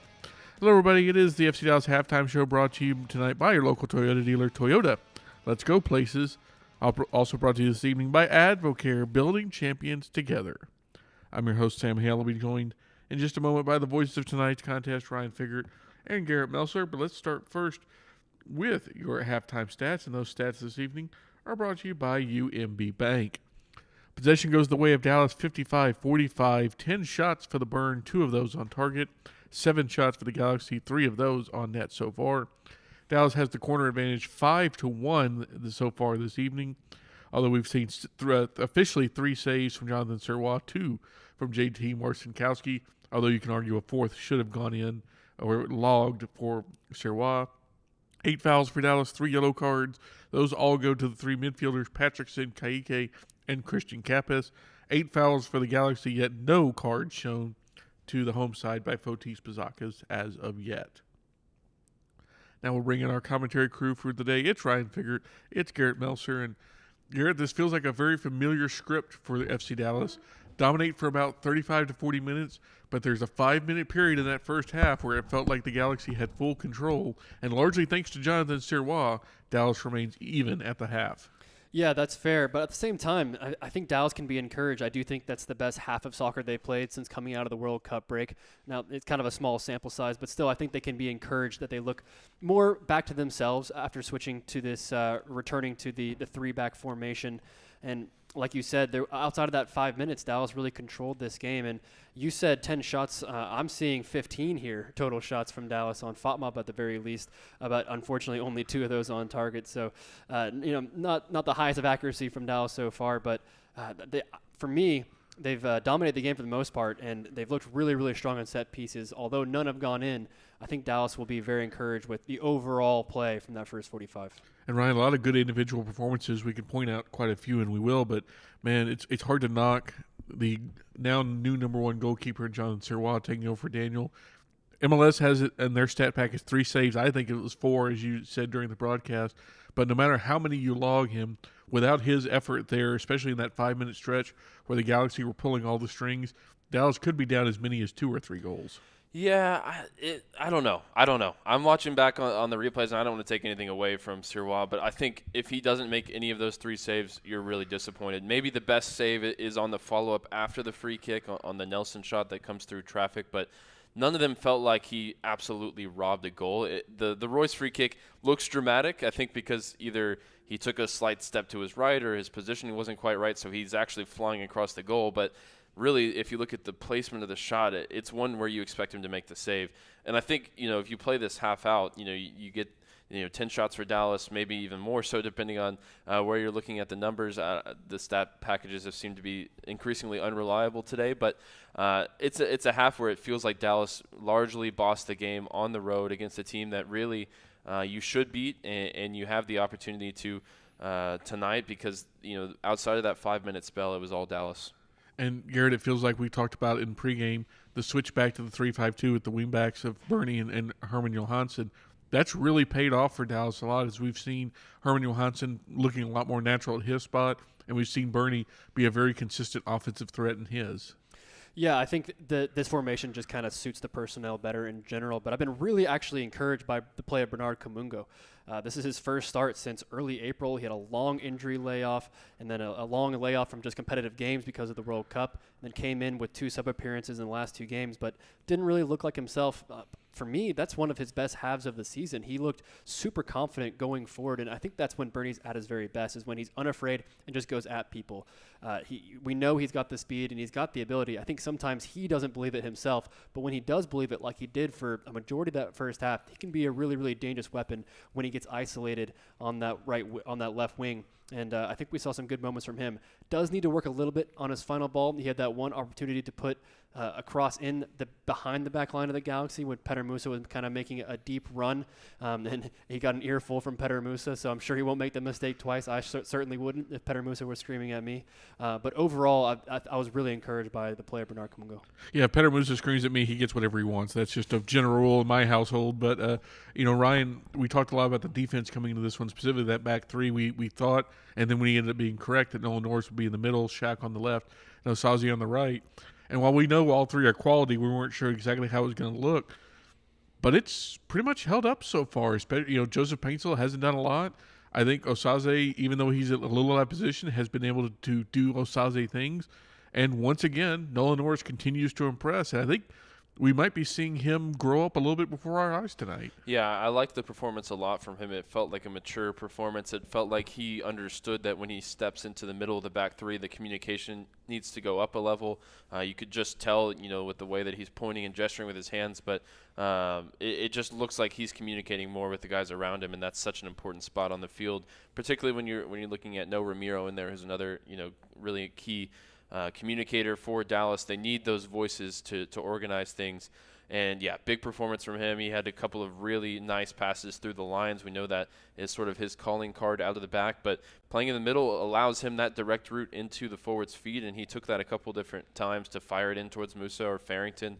I was really encouraged by what I saw from him. And I know we talked about Kamungo and sort of the wingback pairings, but I think that's probably the best you've seen from Herman Johansson as well, at least since maybe that Houston game back towards the start of the season, because he was both ways. He gave you some grit defensively, which I think has been lacking at times, and he's also getting forward into the attacking third. We've seen him get up through the gears and show his speed. I'm really encouraged by what I saw from both wingbacks. In addition to, really, you don't really pick out a bad performance across the 11. I think that's just a really solid half overall, and that the personnel speaks to that. Before we stop talking about Nolan Norris, we got to mention that one pass he had to Petter Musa's feet. Yes. Where, I think he took out about 7 Galaxy players with that, broke both the front line and the midfield line, and put it right to the feet of Petter Musa. It almost led to a goal. It was a good first touch, and then unfortunately got a little bit crowded out once he got onto the edge of the box. But if Nolan Norris can do that 2, 3, 4 times a game, there's a good chance Dallas finds a breakthrough through that. Yeah, if I'm the FC Dallas coaching staff, I'm making sure that clip exists and is in his locker at halftime and going, more of this, please, because it was beautiful. As we look at the second half, there's kind of 2 storylines looming over it, Garrett. Let's start with the yellow cards. Patterson, Kaique, and Christian Kappas all sitting on them. And while that's not really a concern for suspension for the next game because you've got 2 weeks to deal with that, normally you would think, well, you can just put on, Santi Moreno for Patrickson and Clay Holstad or Caleb Swan for Christian Kappas. But the problem with those two specifically, they've been your set-piece delivery, and by the way, they've been really good at it tonight. That's the best set-piece delivery from FC Dallas and that I can remember, really, in any game. Excellent. Dallas had 5 corners. I think 4 of them were absolute scoring chances. A couple of them were called for fouls and whatnot, or the Galaxy got their heads to it first. But they were whipped in with a lot of pace in the vicinity of a Dallas player, which is really all you can ask for. At a certain point, goals off set pieces are about a bit of luck, and Dallas didn't quite have that luck. Outside of that one free kick delivery from Christian Kappas, I thought every set piece was very good, if not great. And the more we see of that, the better. But having all 3 of your central midfielders on yellow cards is a pretty unstable situation. The problem is when you look at guys who can come off the bench in those spots, you're looking at 2 guys who have not played a lot of MLS games in Caleb Swan, or none in Clay Holstad's case. So not a lot of experience in the central midfield spots for Dallas. Meanwhile, Ryan Petter Musa has been a good force tonight, just hasn't quite knocked it home. We know he's been traveling a lot, and Dallas does have some forward options. If you're under the red hat, how long do you give Musa before you're like, I've got to think about preserving him for the long run? Yeah, only they'll know. Only they'll know what he has in the tank for sure. I think you leave him in as long as you can until you have the lead, and then maybe you can turn to some different options to give you legs in the press and make life difficult for the Galaxy. But when chances are falling his way, which, he just had a half with 6 shots, that may be his season high in terms of shots and a half. I think you can't take him out. He seems destined for a goal at this point if the second half resembles the first half in any way. Well, we will see. Dallas and the Galaxy currently knotted up at 0 apiece. We will take a break, and when we come back, it'll be the second half of action from Dignity Health Sports Park with Ryan and Garrett. You're listening to FC Dallas Soccer, presented by Toyota on the FC Dallas Radio Network. UT Southwestern Medical Center in Dallas, Texas, where discoveries change lives. The spark of collaboration that fuels bold thinking in our labs. The spark of inspiration that motivates greatness in the next generation. And the spark of innovation that pushes the boundaries of today's care. At UT Southwestern, teamwork and talent combine to fuel discovery, education, and healing. UT Southwestern, the future of medicine sparks here. It's a moment when I show up, God, I'm saying wow. Welcome to the world of WinStar, the casino of FC Dallas, where 10,000 electronic games, plus roulette, craps, and blackjack is just the beginning. Get lost in our 2-story luxury spa, rest in one of our vast hotel towers, and catch the biggest names in music and comedy at the spectacular Lucas Oil Live, all just 1 hour north of DFW. So come live in the wow at the world of WinStar. Want to hear something incredible? The treatments are over, the infusions are done. Now you can get back to all the kid fun. We'll miss you lots, but you'll be happy to know chemo is over, so it's time to go. At Children's Health, we're making groundbreaking advancements in cancer treatments every day to bring more healing and more hope to families. Innovative treatments filled with hope. That's incredible together. Learn more at childrens.com. Hey campers, it's Jan from Toyota. This summer, we're headed to Camp Toyota, and the fun starts now! We're kicking things off by kicking up mud. Jump in, campers. We're going off-roading in a 4Runner. Next, we're heading to the hot springs in a RAV4. And finally, park your Tundras and Tacomas around the campfire because we're roasting marshmallows. Your summer starts here! Dealer inventory may vary. See your participating Toyota dealer for details. Event ends June 1st. Toyota, let's go places.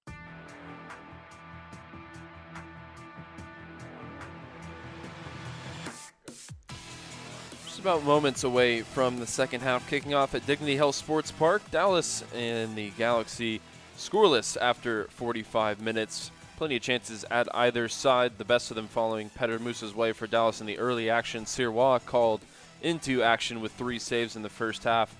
But we sit scoreless as we await the second half kickoff out in Carson, California.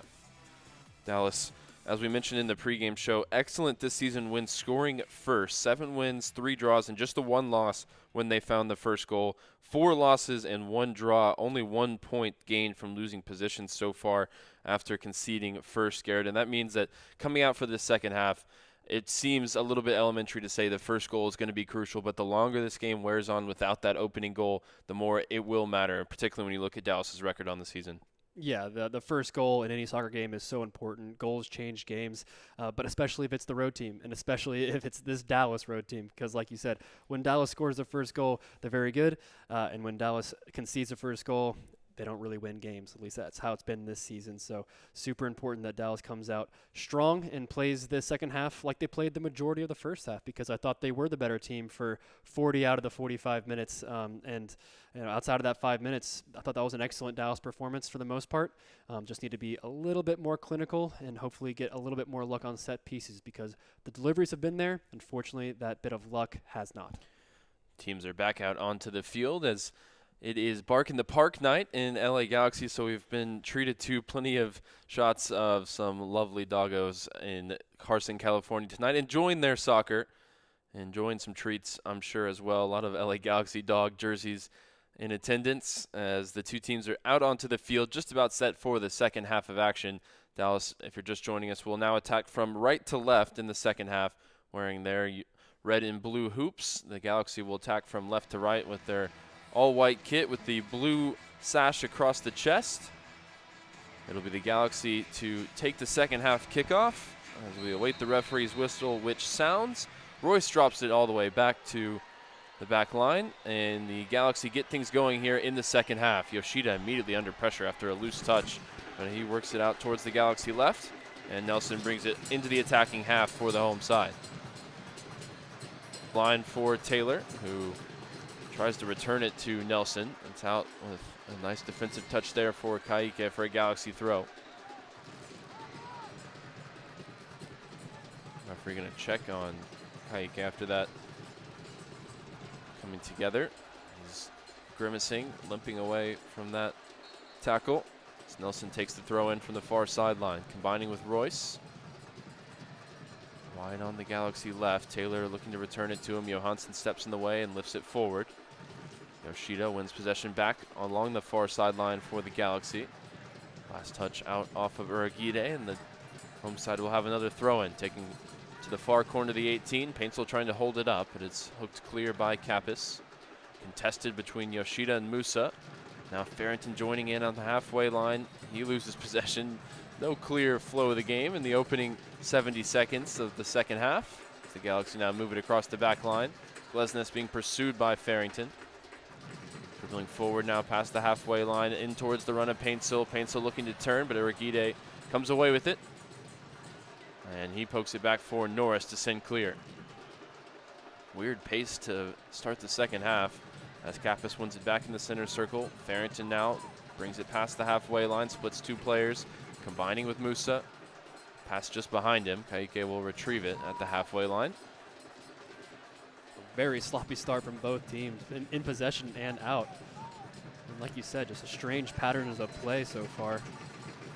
That time it was Kaique and Logan Farrington kind of both going for the same ball when if either one of them had taken it, there was a lot of space out wide for Herman Johansson had they just one of them taken control and found him. Dallas maintaining possession here. Urquide works it up the far sideline to Johansson, combining with Farrington, but moving backwards again into the defensive half of the center circle for Norris. Now out to the Dallas left for Shackmore, the captain. Scooped forward off the right foot for the run of Kamungo. Sliding tackle from Glesnes. Got a piece of it. And Shackmore comes flying in, gets a piece of it out for a Galaxy throw.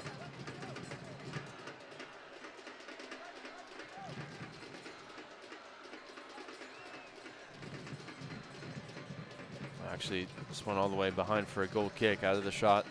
So they'll take the goal kick short. Marcinkowski rolling it forward to the top of the box. Under pressure, Winder works it back to Glesnes. Glesnes tangling with Musa. He is able to come away with it up towards the halfway line for Paintsill, who took the last touch. Out for a Dallas throw right in front of Eric Quill.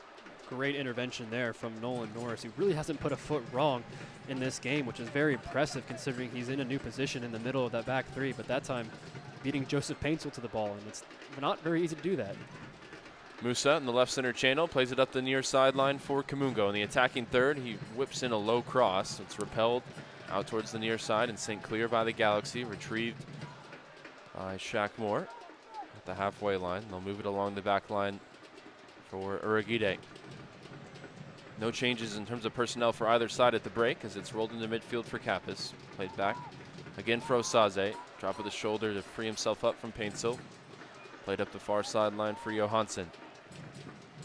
Back to Kappas, who's being chased up the far sideline. Loose pass breaks for Paintsill, who's sprinting at Urquide now. To the top of the box, Royce waiting in the middle. Urquide stabs it away. Great tackle, but it breaks in the middle for the Galaxy. Sanabria, chipped ball into the area, headed towards Sirois, but without power. He'll pick that one up as it was Winder making the run out of midfield, trying to cause problems there. Well, just phenomenal 1v1 defending from Osaze Urquide. Up 1v1 against Joseph Paintsill in space. Probably the last thing an MLS defender really wants to see outside of 1v1 against Lionel Messi, but does a great job just to hold him off long enough until he takes a slightly big touch and able to poke the ball away. Now Musa wide to Farrington, wide to the 18. Johansson goes on the overlap. Farrington dribbling in field, leaves it for Kappas, who's now pursued by Royce. Kappas turns away, still in possession as the Galaxy player hits the deck. Dallas will keep moving the ball with Sanabria still down, wide to the far side. Johansson whips it in, and that one off the mark. Breaks from Marcinkowski. Sanabria still down on the ground. Wasted opportunity there for Johansson, who's been good in this game, but that was his clearest look at a crossing opportunity, and he couldn't pick out either of the Dallas strikers. Oh dear. Yeah, Christian Kappas absolutely stepping on the ankle there. Sanabria, super painful one, and you just hope that VAR doesn't have a word with the center official to have him take a look at that, because that is studs to the ankle. It's never pretty. Not a ton of force behind it, and that might be the saving grace for Kappas here. But it's a potentially worrying situation, and it seems like Sanabria is going to be okay. But yeah, those are always rough to see. I think it's good that it wasn't spotted in live time by the referee, because it feels like it could have been a yellow card, which Kappas is already on a yellow card from the first half. Would have been harsh in my opinion as a straight red, just because he was the one in possession and Sanabria sort of stuck his foot in underneath where he's trying to land. It's true. You just never know when you see studs on an ankle and they slow it down. VAR taketh and giveth at times. Up towards Paintsel. Norris winning the header. Deep in Dallas territory. Patrickson comes away with it, gets it ahead to Musa. Wide right for Logan Farrington, combining with Johansson. Took a heavy touch there and turns it over to the Galaxy, who'll work it up the far sideline in response. Ahead to Paintsel. Wide to the 18 on the far side, running at Nolan Norris. He does really well there to block the cross and then pick up the second ball as well from Robert Taylor. What a game from Nolan Norris. 2 excellent interventions there. Struggling to think of a better first 50 minutes in Nolan Norris's MLS career. There have been some good ones, but tonight he has been excellent. AK through the lines, finds Musa in the center circle, holding off the defender, gets it back to Kappas, who whips it out towards Johansson. Farrington waiting in the middle. Johansson, low cross into the top of the box, looking for Farrington, and it's cleared away by Glesnes.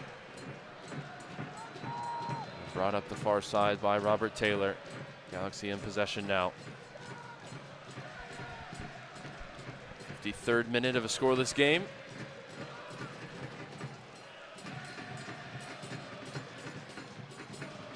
Galaxy moving it around in their defensive third. Now out towards the Galaxy left. Played to the far sideline. Forced backwards there by Johansson. All the way back now for Marcinkowski, who's going to be closed down by Farrington as he launches it diagonally out towards the near sideline. Kamungo winning the header, and he's quickly sprinting onto the loose ball, making his way up the near side. Skips past Glesnes, goes down, and it's a free kick. And the yellow card is out of the pocket for Jakob Glesnes. It's a wide free kick just outside the box, won by Bernard Kamungo here. A huge scoring opportunity, and the first yellow card of the game for the Galaxy. It's just good work from Bernard Kamungo, just being forward-thinking and aggressive and taking men on at that time, nutmegging Glesnes and getting certainly contact, certainly a foul. Really well done by Bernard Kamungo. It's excellent to see him in this form now, because he did have that long injury layoff, and it was unfortunate the timing of that, because he had just started playing himself into some good performances right before the injury in the spring, and then last 2 games coming off the bench hadn't quite looked like himself. Tonight we are seeing some of the best work from Bernard Kamungo. 2-man wall as Patrickson will take this free kick for Dallas. On the approach, whipped it in towards the near post, saved by Marcinkowski, who makes the catch. As he tried something there. Usually you see players go towards the back post, maybe trying to catch the goalkeeper out, but Marcinkowski was alert to it. It's the first shot on target of the second half. Well, Patrickson has scored a beauty of a free kick earlier this season, I believe against DC United, from a much better spot, a much more advantageous spot than that one, but I can't fault him for trying. He's had some excellent deliveries in terms of crossing so far this game. If you're hitting the ball well, why not have a shot at goal? Galaxy work it up the far sideline where it's poked out of play by Norris for a throw-in. Just shy of the halfway line here in the 55th minute. Thank you for tuning in across the FC Dallas Radio Network tonight, whether you're listening on the app or with us on YouTube for the Burncast. Galaxy played up to the halfway line on the far side, combining with Marco Royce, and now Nelson drives in field, fires it across all the way now for the advancing right back Harbour Miller. 1v1 with Kamungo, wide to the 18. Drop of the shoulder, now he whips it in, headed away by Norris from the top of the 6, and further clear from Christian Kappas. Winder in possession for the Galaxy, plays it backwards up the near sideline for Miller. Dallas back in their defensive shape as Glesnes hits a switching ball out to Nelson, immediately closed down by Johansson. And Nelson doing well now, popping up in the middle. Pass forward for Paintsel, who left the ball behind there as he was nearly in behind Shaq Moore. Well, that's the fear, and that's the danger that this LA Galaxy team poses. If they can get that player with the ball behind their back line, it's very, very dangerous. Dallas can count themselves very lucky that Paintsel left the ball behind them on that run. The right center channel, the Galaxy attacks. Sanabria plays it wide for Miller. Checks it back. Moving backwards up the near sideline, pressured by Kamungo, works it into the middle. Paintsel first time ball, spinning out of play on the near sideline. Intended for the run of Sanabria. Harbour Miller, who may have been a teammate of FC Dallas left back Josh Torquato, and homegrown signing Jaden Contreras with the US U20 national team, who are competing in the CONCACAF Championship over this last couple of weeks, but they needed him. They couldn't release him with the injuries and transfers outbound for the Galaxy. They're relying on their young homegrown. Now switching the point of attack out to Johansson, who drives forward on the dribble, eating up the yards on the far side. Now into the attacking third, whips it into Musa. Perfect first touch inside the area, looking for the run of Farrington inside the box. Second ball breaks out to Musa, who chips it in towards Farrington, breaks back for Kamungo, whose shot flashes over the bar, and the offside flag was up anyway. First of all, it's great work from Herman Johansson, recognizing that he was in a ton of space and just eating it up, like you said, getting the early cross in. Fell to Musa. First shot was deflected and then goes wide, tries to get the ball back in the box, and I think it might have been on that second attempt from Musa where the offside was called potentially on Logan Farrington. Yes, it was. Looking for Farrington, who doesn't latch onto the ball but does affect the play by stopping the clearance out. And the right-footed volley from Bernard Kamungo. Difficult one, sat up very high. Unfortunately, wouldn't have counted even if it had gone in. 58th minute, Marcinkowski launches the restart long. Header won by Norris over Paintsill. Second ball is going to be contested around the center circle. Referee got stepped on in the middle of it, and it breaks for Kaike, who lifts it out towards the near side. Farrington brings it down in the chest, wide to the 18. Faces up his defender onto his right foot. His cross blocked back towards him. Now he holds the defender on his back, making his way towards the corner flag, turning back up the near sideline for Kamungo. Plays it into the middle. Pike leaving it for Uragide. Looking for the 1-2 there, and Uragide slipped. And now Paintsill going the other way. Uragide in a foot race here with Paintsill. Norris still further back as Uragide is forcing the Ghanaian wide, but he skipped past him and into the 18 now. Paintsill from the bad angle, saved by Sirois. And Kamungo will prevent the ball from going out of play on the near side. He picks it up and plays it ahead to Kappas. Well, that's the danger that Joseph Paintsill poses there. Really the first time we've seen what he can do when he's running with the ball. And it's not many players in the league who can outpace Osaze Uragide with the ball, and he certainly did it there. Gave him fits. Unfortunately, eventually a decent save from Sirois in goal just to push it wide away from the trailing Galaxy attacker. Loose touch from Farrington gives it away, and now it's Royce at the top of the box, in towards Paintsill, who goes down, and referee waves him to his feet. Shaq Moore there, unimpressed by what looked like a pretty clear attempt to dive there from Joseph Paintsill. Yeah, not much there. He looks for just try to let the ball run across his body and turn him, but Shaq Moore was wise to it, got his body in that space first. Certainly not a foul. Johansson, early cross repelled by Yoshida. Sanabria has it, middle third for the Galaxy as we're approaching the hour mark. Played backwards into the Galaxy half. Johnny Nelson has it. Galaxy working in the left center channel. Winder ahead towards Royce, just out of his reach, and Shaq Moore quickly playing it forward to Patrickson. We'll drop it back for Kamungo. Kamungo leaves the ball behind, turns it over. Now Royce, 25 yards in a central position. Over to his left for Paintsill. Set back for Royce, whose shot is just wide. Left-footed curling shot ends up just wide as Sirois dove to his right. And that is a warning sign there off the giveaway. And it was a giveaway from Bernard Kamungo. It's unfortunate because he's had a really good performance for the most of tonight, but this time making 2 errors actually this time, but leaves it right there. And this time, Royce laying it off to Paintsill. Paintsill back to Royce. And that left-footed shot could have easily found the inside of the post. Thankfully, from Dallas's perspective, just wide. But the Galaxy starting to wake up just a bit. Dallas just can't have giveaways like that. It makes it too easy for them. Sirois takes the goal kick, launching it up towards Musa. Header one for the Galaxy, but nodded back towards Musa again. And Musa goes down, ran into Glesnes.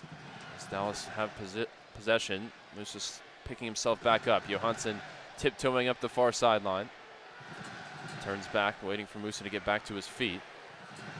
And they'll switch the point of attack over to Kamungo, who drives forward from the center circle out to the left side. Played wide for Patrickson. And back into the middle for Kaike. Fired through the lines to Kamungo at the top of the box. Goes down, and it breaks inside the area for Musa, who looks for a lane to shoot, stabs it towards goal. And there's protest immediately towards the referee for a penalty there as Kamungo went down inside the area. At the other end, Norris slides it out of play for a throw. would certainly love a replay of that, because it certainly, to me, looked like Bernard Kamungo slipped in between two Galaxy players and felt a little bit of a foul. Talking through the replay now, it was a nice pass forward to the top of the box, and Kamungo split two defenders. Glesnes immediately looked towards the referee and waved his finger to say there was no contact. And he's right. I don't think there is much contact there. I think Kamungo was expecting contact, expecting to be tripped. To me, it looks like he goes down a bit easy. Great look at it here. Oh, maybe on the right foot. Maybe just a flick onto the toe, but for me, not enough for a penalty. And it actually might have been just outside the box anyway. Well, they are holding the restart here for the video assistant referee, Jeff Gamble, to have a look. Dallas have successfully converted all 4 penalty attempts this season. I'd be very surprised if the VAR asked the referee to take another look at this one. I just don't think there's much contact, if any, on Kamungo's right foot. Still we wait as Fotis Pazakos now finally blows the whistle as the check is complete. No penalty there for the potential foul inside the area. Going the other way now, it's a free kick given to the Galaxy at the top of the box. And Norris is going to pick up a yellow card. And Norris is now going to be suspended when Dallas returns to league play in Austin in a couple of weeks' time. The more pressing matter is this is now a free kick right on top of the box for Marco Royce, who went close in the first half.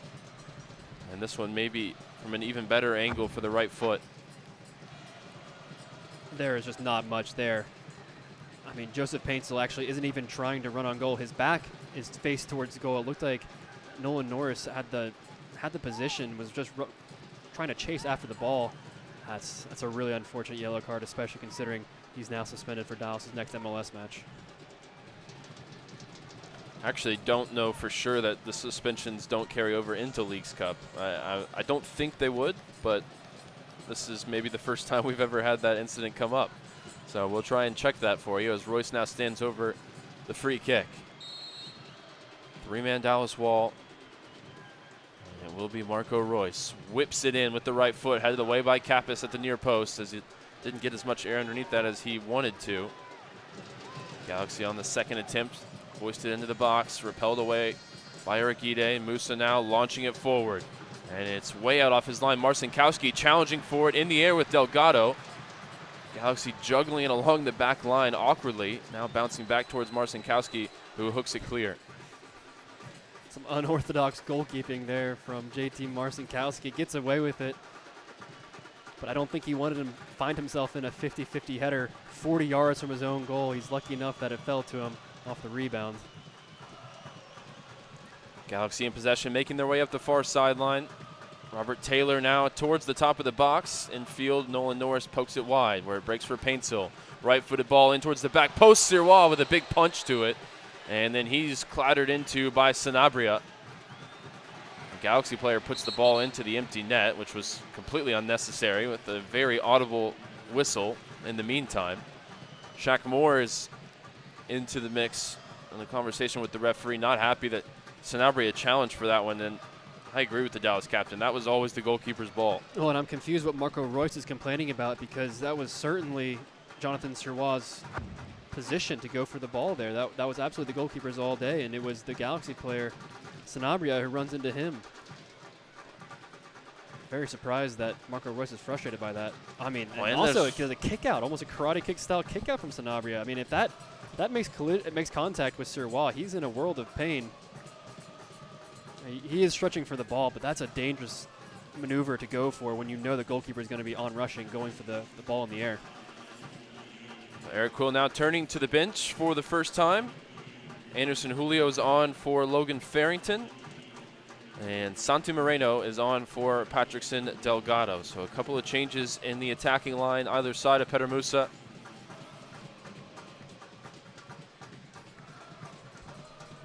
As the two South Americans are up off the bench looking to make an impact in this game. They've got about a third of the game to do so. And for the Galaxy, they'll respond with a change of their own at the next opportunity. We're going to see an MLS debut. Get to that in a moment. As it's launched long up the Dallas left, looking for Moreno. Breaks back towards Kamungo. Awkward clearance off the foot of Glesnes. with Julio in attendance, but it bounces through for Marcinkowski, who quickly fires it out for Yoshida. Well, Dallas now can look to play over the top and in behind a bit more with Anderson Julio's speed. Santi Moreno very quick as well. Offers a bit of a different dynamic up top for Dallas.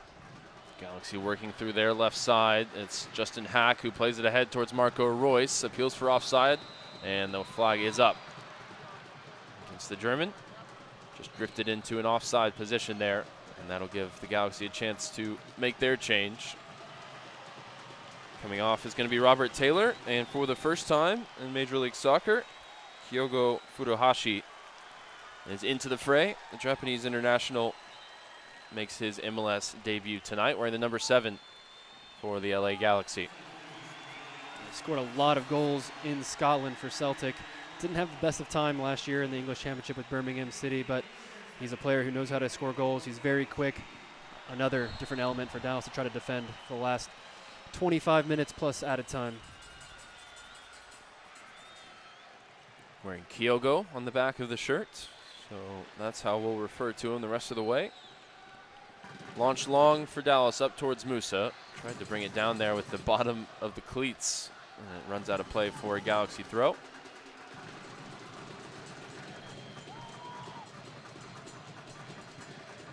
Still awaiting a breakthrough in Carson tonight. Both coaches turning to their bench for the first time, and here's a chance for Kyogo to make an impression. Driving at the Dallas back line. Johansson working to get back in position, and Kyogo fires a low shot, saved by Sirois.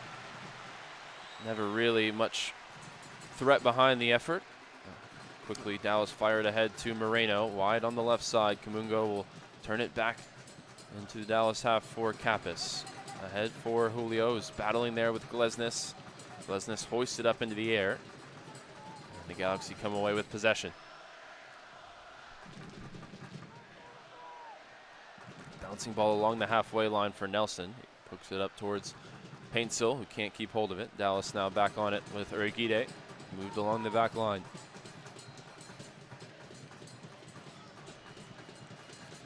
Chance to move up to 5th place with a win.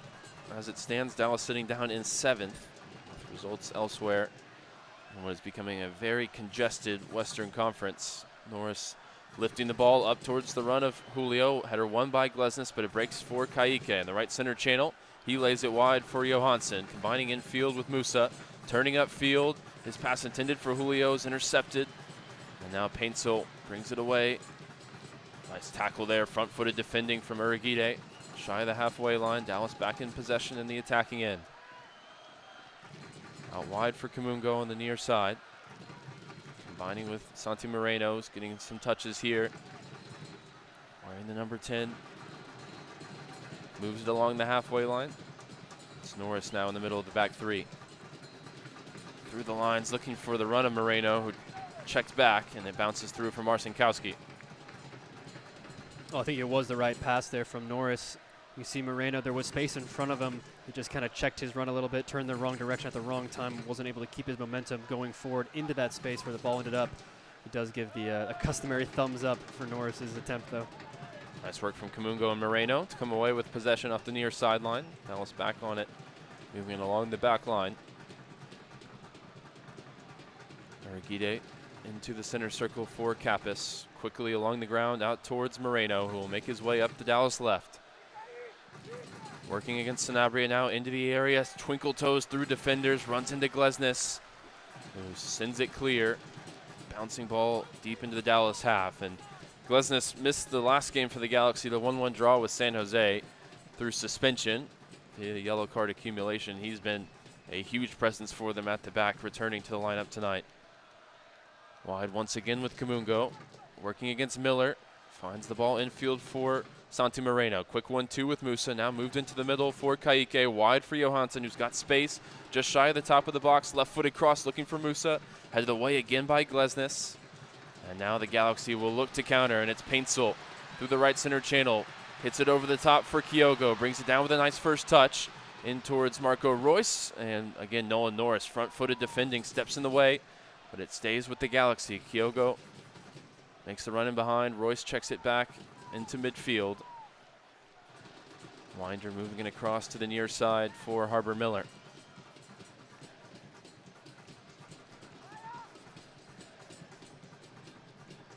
From the center circle, Maya Yoshida, who made a crucial mistake in the game between these two teams earlier this season in Frisco, giving it to Musa, who had a first half brace erased before the break. All the scoring in a 2-2 draw coming in the first half there as Dallas threw their only 2-goal lead of the season.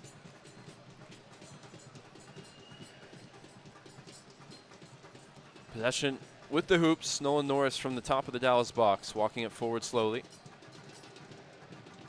Fires it through the lines to Musa in the center circle, moving backwards, and Musa took a heavy touch and then commits the foul against Sanabria.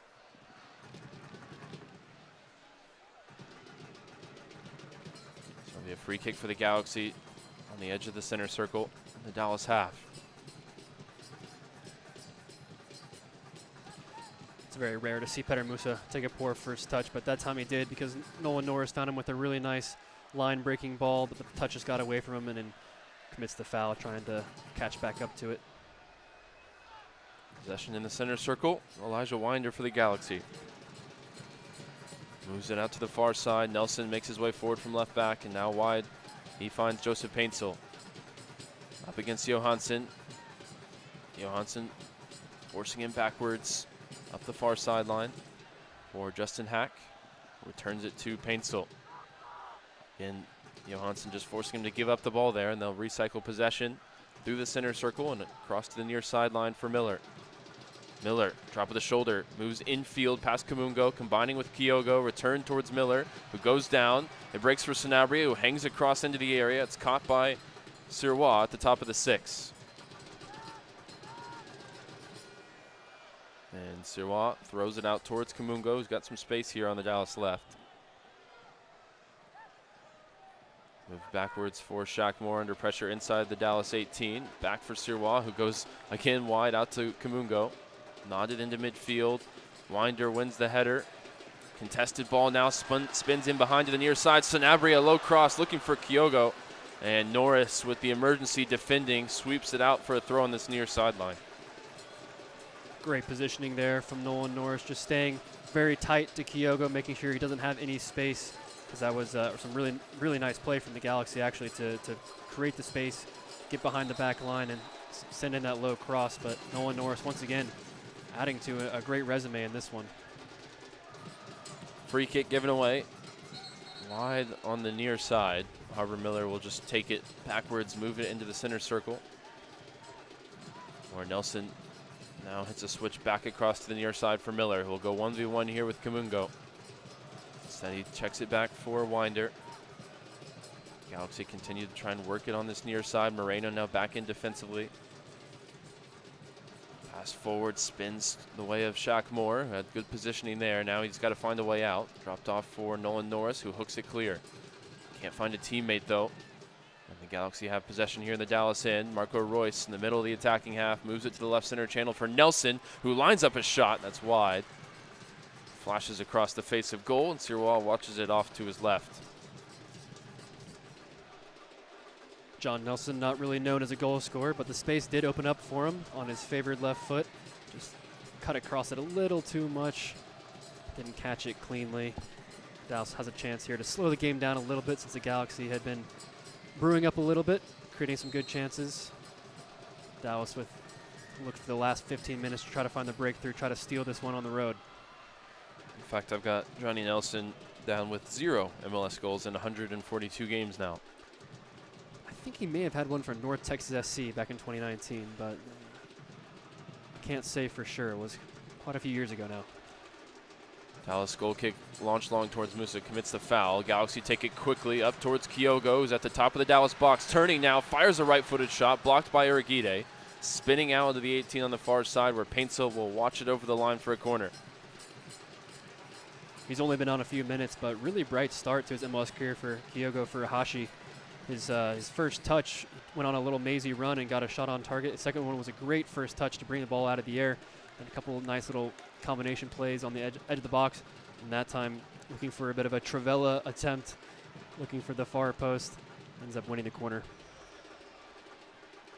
Corner kick from the far side for the Galaxy. Whipped in off the right foot, headed away by Norris from the top of the 6. Galaxy retained possession near the halfway line. Launched up towards the byline on the far side. Johansson wins the header ahead of Glesnes, and Julio will send it clear. Kamungo, the furthest player forward for Dallas, will give chase. That's Sanabria nods this one back to Marcinkowski. Coming into this one, Dallas was off the back of their 2 worst attacking games in terms of expected goals, and they had failed to cross the 1 expected goal threshold in Portland or in San Diego. They did that in the first half alone tonight, but unable to find the ball past Marcinkowski, hit the back of the net. As we remain scoreless in Carson, another free kick whistled against Dallas. Paintsel fouled by Johansson, who was holding his jersey there, and they'll move it along the back line after taking it short out towards the near side. Glesnes under some pressure from Musa at the halfway line, lifts it forward for the run of Kyogo. Norris heads it up again towards halfway. Kappas' flicked header can't find the teammate. Galaxy back in possession, working it up their left side for Paintsel. 3 waiting in the middle. Paintsel turns and plays it backwards up the far sideline. Next up for Dallas Leagues Cup action on Wednesday at Mansfield Stadium. You can still get your tickets for that one as they'll face off against Querétaro in their opener in the group stage. Switching ball out to Paintsel, is now matched up with Johansson. Wide to the 18, he rolls it back to the top of the box. Justin Hack, shot blocked by Julio, sliding in. And now Moreno will look to lead the counter, combining with Musa, but he's dispossessed by Nelson. Fired forward for Marco Royce in the left center channel for the Galaxy. Wide again with Nelson, and now Paintsel. Kappas across to help defensively. As the Galaxy exchange short passes. Now Paintsel drop with the shoulder, sprints to the byline. Low cross is deflected by Kaike up and over the bar for a corner. Super important for Dallas to keep their concentration here. The Galaxy are certainly growing into the second half. Really the last 10 minutes or so has really been all the home team creating chances, getting Paintsel into those dangerous positions. I think the addition of Kyogo Furuhashi has made a difference as well. 2 more changes coming for Eric Quill. And it will be an MLS debut for the new signing Clay Holstead on loan from Rhode Island FC of USL. He replaces Herman Johansson. Sebastian Ibiaga is also on, and Christian Kappas will come out of this game. So Holstead goes into midfield, Ibiaga into the back 3, and Shaq Moore will shift out to right wing back. But first, they've got to defend the corner. It's a lot of trust Eric Quill is showing in Clay Holstead, a new player for FC Dallas, not a new player for Eric Quill. They did work together at the youth level, but coming to a game scoreless with just 10 minutes left and to defend a corner, it's a lot of pressure. Whipped in by Paintsel towards the near post, flicked along and up onto the roof of the net. And it'll be a goal kick. The Galaxy will protest. Well, the referee heard the protest and makes the change after consulting with his assistant. It'll be another corner kick coming.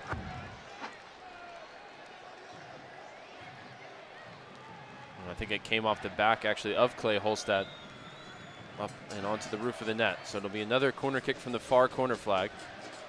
So it's an inauspicious first MLS touch there for Clay Holstead. A deflection that he knew nothing about, out for a corner just over his own crossbar. Certainly glad that didn't end up under the crossbar for his sake. Paintsel sets up to take it once again as we're into the final 10 minutes of the 90. 6 waiting in the area for the Galaxy as he scoops it to the top of the 6, headed away by Norris. Bouncing ball just outside the D is hoisted back into the area. Holstead wins the header, and Norris helps it further along. Sprint to get there on the far side. Holstead gets there ahead of Nelson. Now he works it up the far sideline, but leaves the pass behind Julio. Out for a throw. That was a bit of a car crash that Clay Holstead throws himself into moments into his MLS debut. There'll be a Galaxy throw on the far sideline to restart play.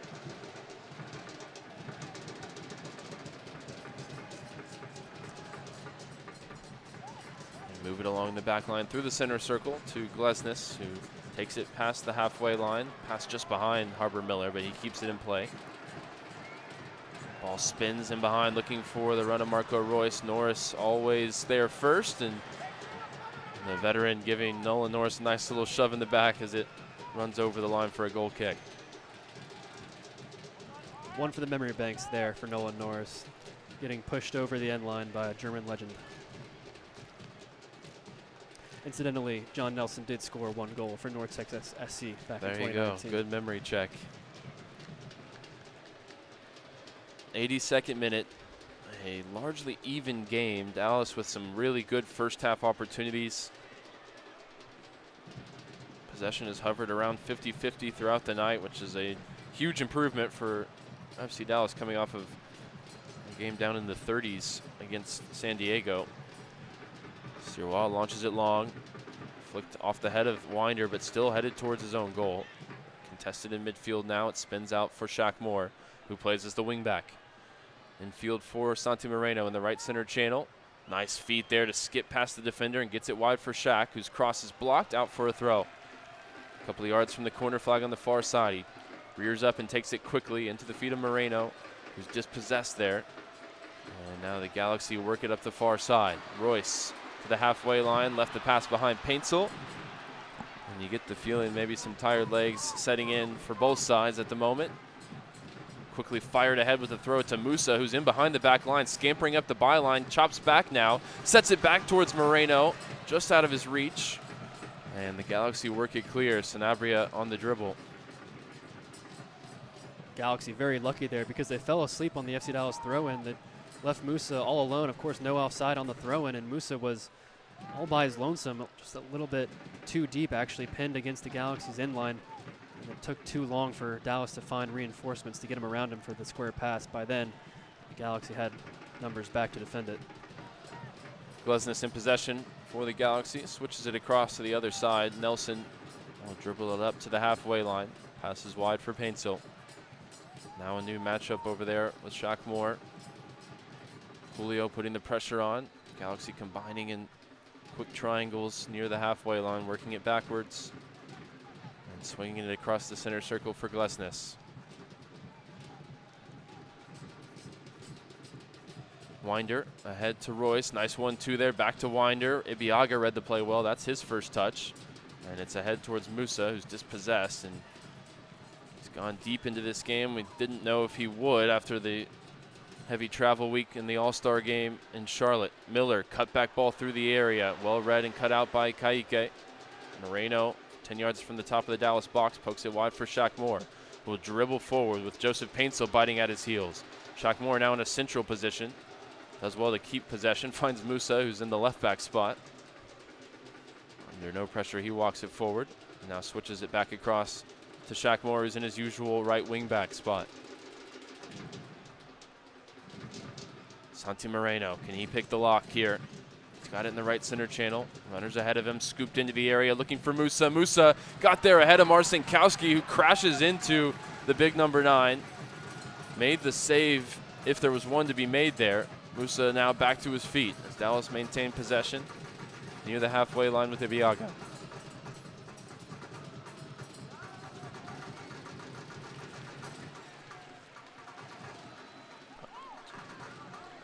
Out of play, and Eric Quill thought it should have been a Dallas throw. Well, nice little chipped through ball there from Santi Moreno into the path of Petar Musa. I think he gets a very light touch just to try to redirect it, but Marcinkowski saves it with his midriff, it seems, and gets a piece of Musa as well. Musa walking, certainly looking a little bit labored as he's working back into position, but Dallas does have one change left to be made. But if he's gone 86 minutes, you think Eric Quill's going to ride him for the distance here to try and find that winning goal. Possession along the back line, worked out to Ibiaga, who's wide on the left. Set back for Norris to send long up to the halfway line. Glesnes winning the header. Holstead brings it down on the chest. Can't find a teammate there. And now the Galaxy work it up towards Royce. Uragide, though, winning the header up into the air. Holstead back in position. Nods it out towards Shaq Moore. And Kaike fouled by John Nelson, who's going to pick up a yellow card just outside the center circle for a heavy tackle.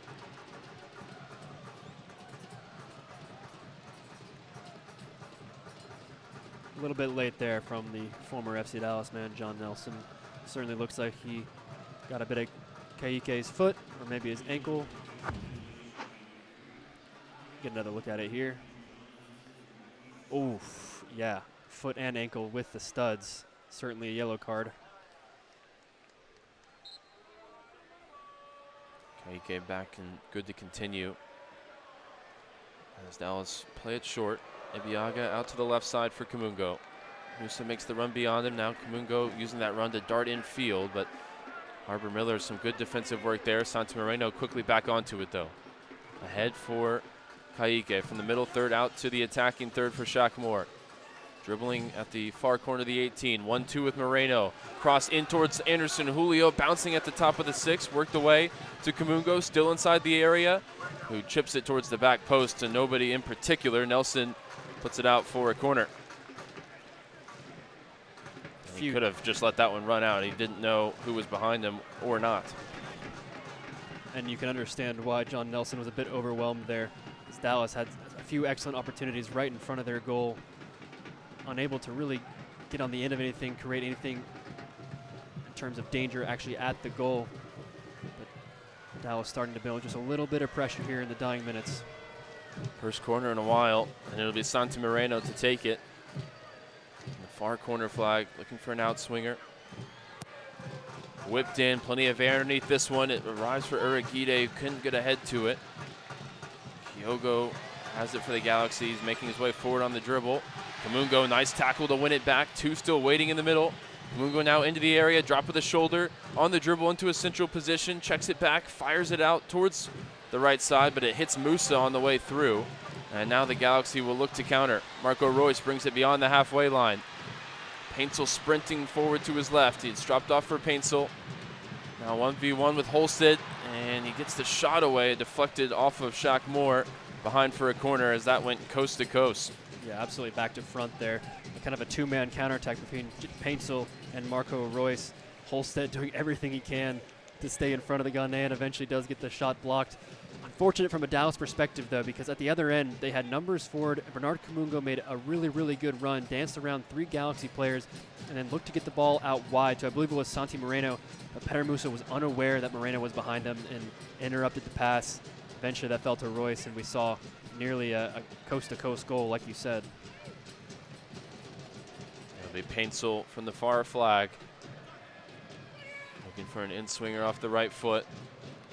Only 5 forward for the Galaxy. As they key the runs towards the near post. It's whipped in to the top of the 6. Header won by Norris. Not well clear as Nelson nods it back into the area. Glesnes up into the air. Glesnes on the follow-up, tipped up over the bar by Sirois. And another corner's on the way for the Galaxy as we're into the 90th minute.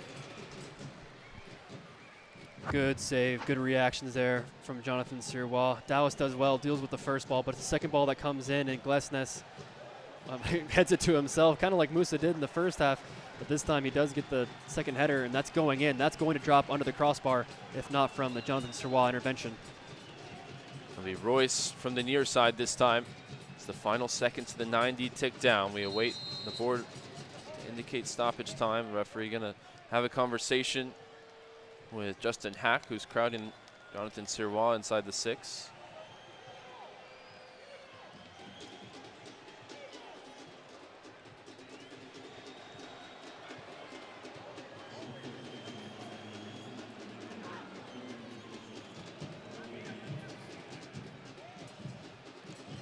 Royce now given the go-ahead to take the corner. We're into 4 minutes of second half stoppage time. It's the outswinger from Royce to the top of the 6, just beyond the reach of Glesnes. At the back post, Kyogo's shot blocked away. And it's worked back out wide for the Japanese international. 1v1 with Musa wide of the 18. He gets to his left foot, whips it in, headed away by Anderson Julio. Still breaks the Galaxy's way. They work it wide for Paintsel on the near side. Combining with Royce. Now Royce in the right center channel, slips it in behind for Paintsel, who fires the low shot, saved by Sirois again. Too close to the goalkeeper there for Paintsel, who had a chance at a stoppage time winner. And now Dallas can look to counter. Moreno in the center circle, dispossessed. Joseph Paintsel found himself in a great spot after a really nice slip pass from Marco Royce, but ended up neither really a cross nor a shot. It was on target, but he certainly didn't hit it with much conviction. It probably would have been better pressed to try to fizz that across the goal because there were 3 Galaxy players waiting on the doorstep. Not dissimilar to the play on which he scored in Frisco earlier this season when he roofed it past Michael Collodi. That time went low and too close to the goalkeeper. Sirois making another crucial save. Dallas winning it back on the near sideline. Kamungo up against 3 defenders there, can't find a way forward. And it's out for a Galaxy throw. Before that, they'll take the opportunity to make 2 more changes. Isaiah Parente is on to replace Lucas Sanabria. And Troy Elgersma is on to replace Elijah Winder. So 2 changes in midfield for the final 2 minutes for Greg Vanny.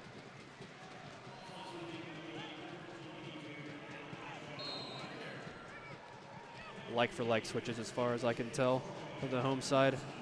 Midfielders for midfielders. Throw in taken quickly up the far sideline, and Ibiaga stayed switched on there and won the throw for Dallas. About 90 seconds of stoppage time to play. Is there one final chance at either end to find a winner? Ibiaga with a throw in over the head of Musa. Kamungo fighting for it, and Kaike sending it clear. He was cleared out as he released it. The referee opts to play on here. Paintsel now has it on the Galaxy left, and Royce is there in short order. Wide for Nelson. Back to Marco Royce in the left center channel. Moving infield on the dribble.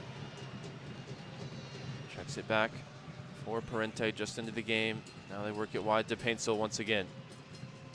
Trying to drag Dallas out of shape here in the final minute of the 4 added on. It's Paintsel up against Holstead in the wide area. Checked back for Parente. Low ball fizzed into the area. Volleyed attempt saved by Sirois, who makes the catch with 40 seconds to play. Really nice entry pass here from Parente. Actually may not have been meant for who that fell to, but a nice little volley in the end of it. Turns over to Royce, who finds Paintsel at the top of the box, skips through 2 tackles. Moore now works it clear. Ahead to Moreno, who's trying to turn away from pressure, but Dallas just unable to keep hold of possession in the recent minutes. And now here's the final seconds of stoppage time. It's wide on the Galaxy right. Arbor Miller checks it back for Parente. And Julio late to the tackle there on Justin Hack is going to give the Galaxy the last chance in this game. It's a free kick from about 40 yards out. Good last-ditch tackle there. And it was actually Kaike who made the first intervention, just getting his foot around the leg of Paintsel to stop the shot. I'm not sure what the Galaxy players were hoping for there, asking from the referee. But more recently, kind of a cheap foul there from Anderson Julio. Dallas had players back, mostly in good defensive positions, and then just to be late, chop the Galaxy player down, and now probably the last kick of the game is a set piece in a dangerous spot.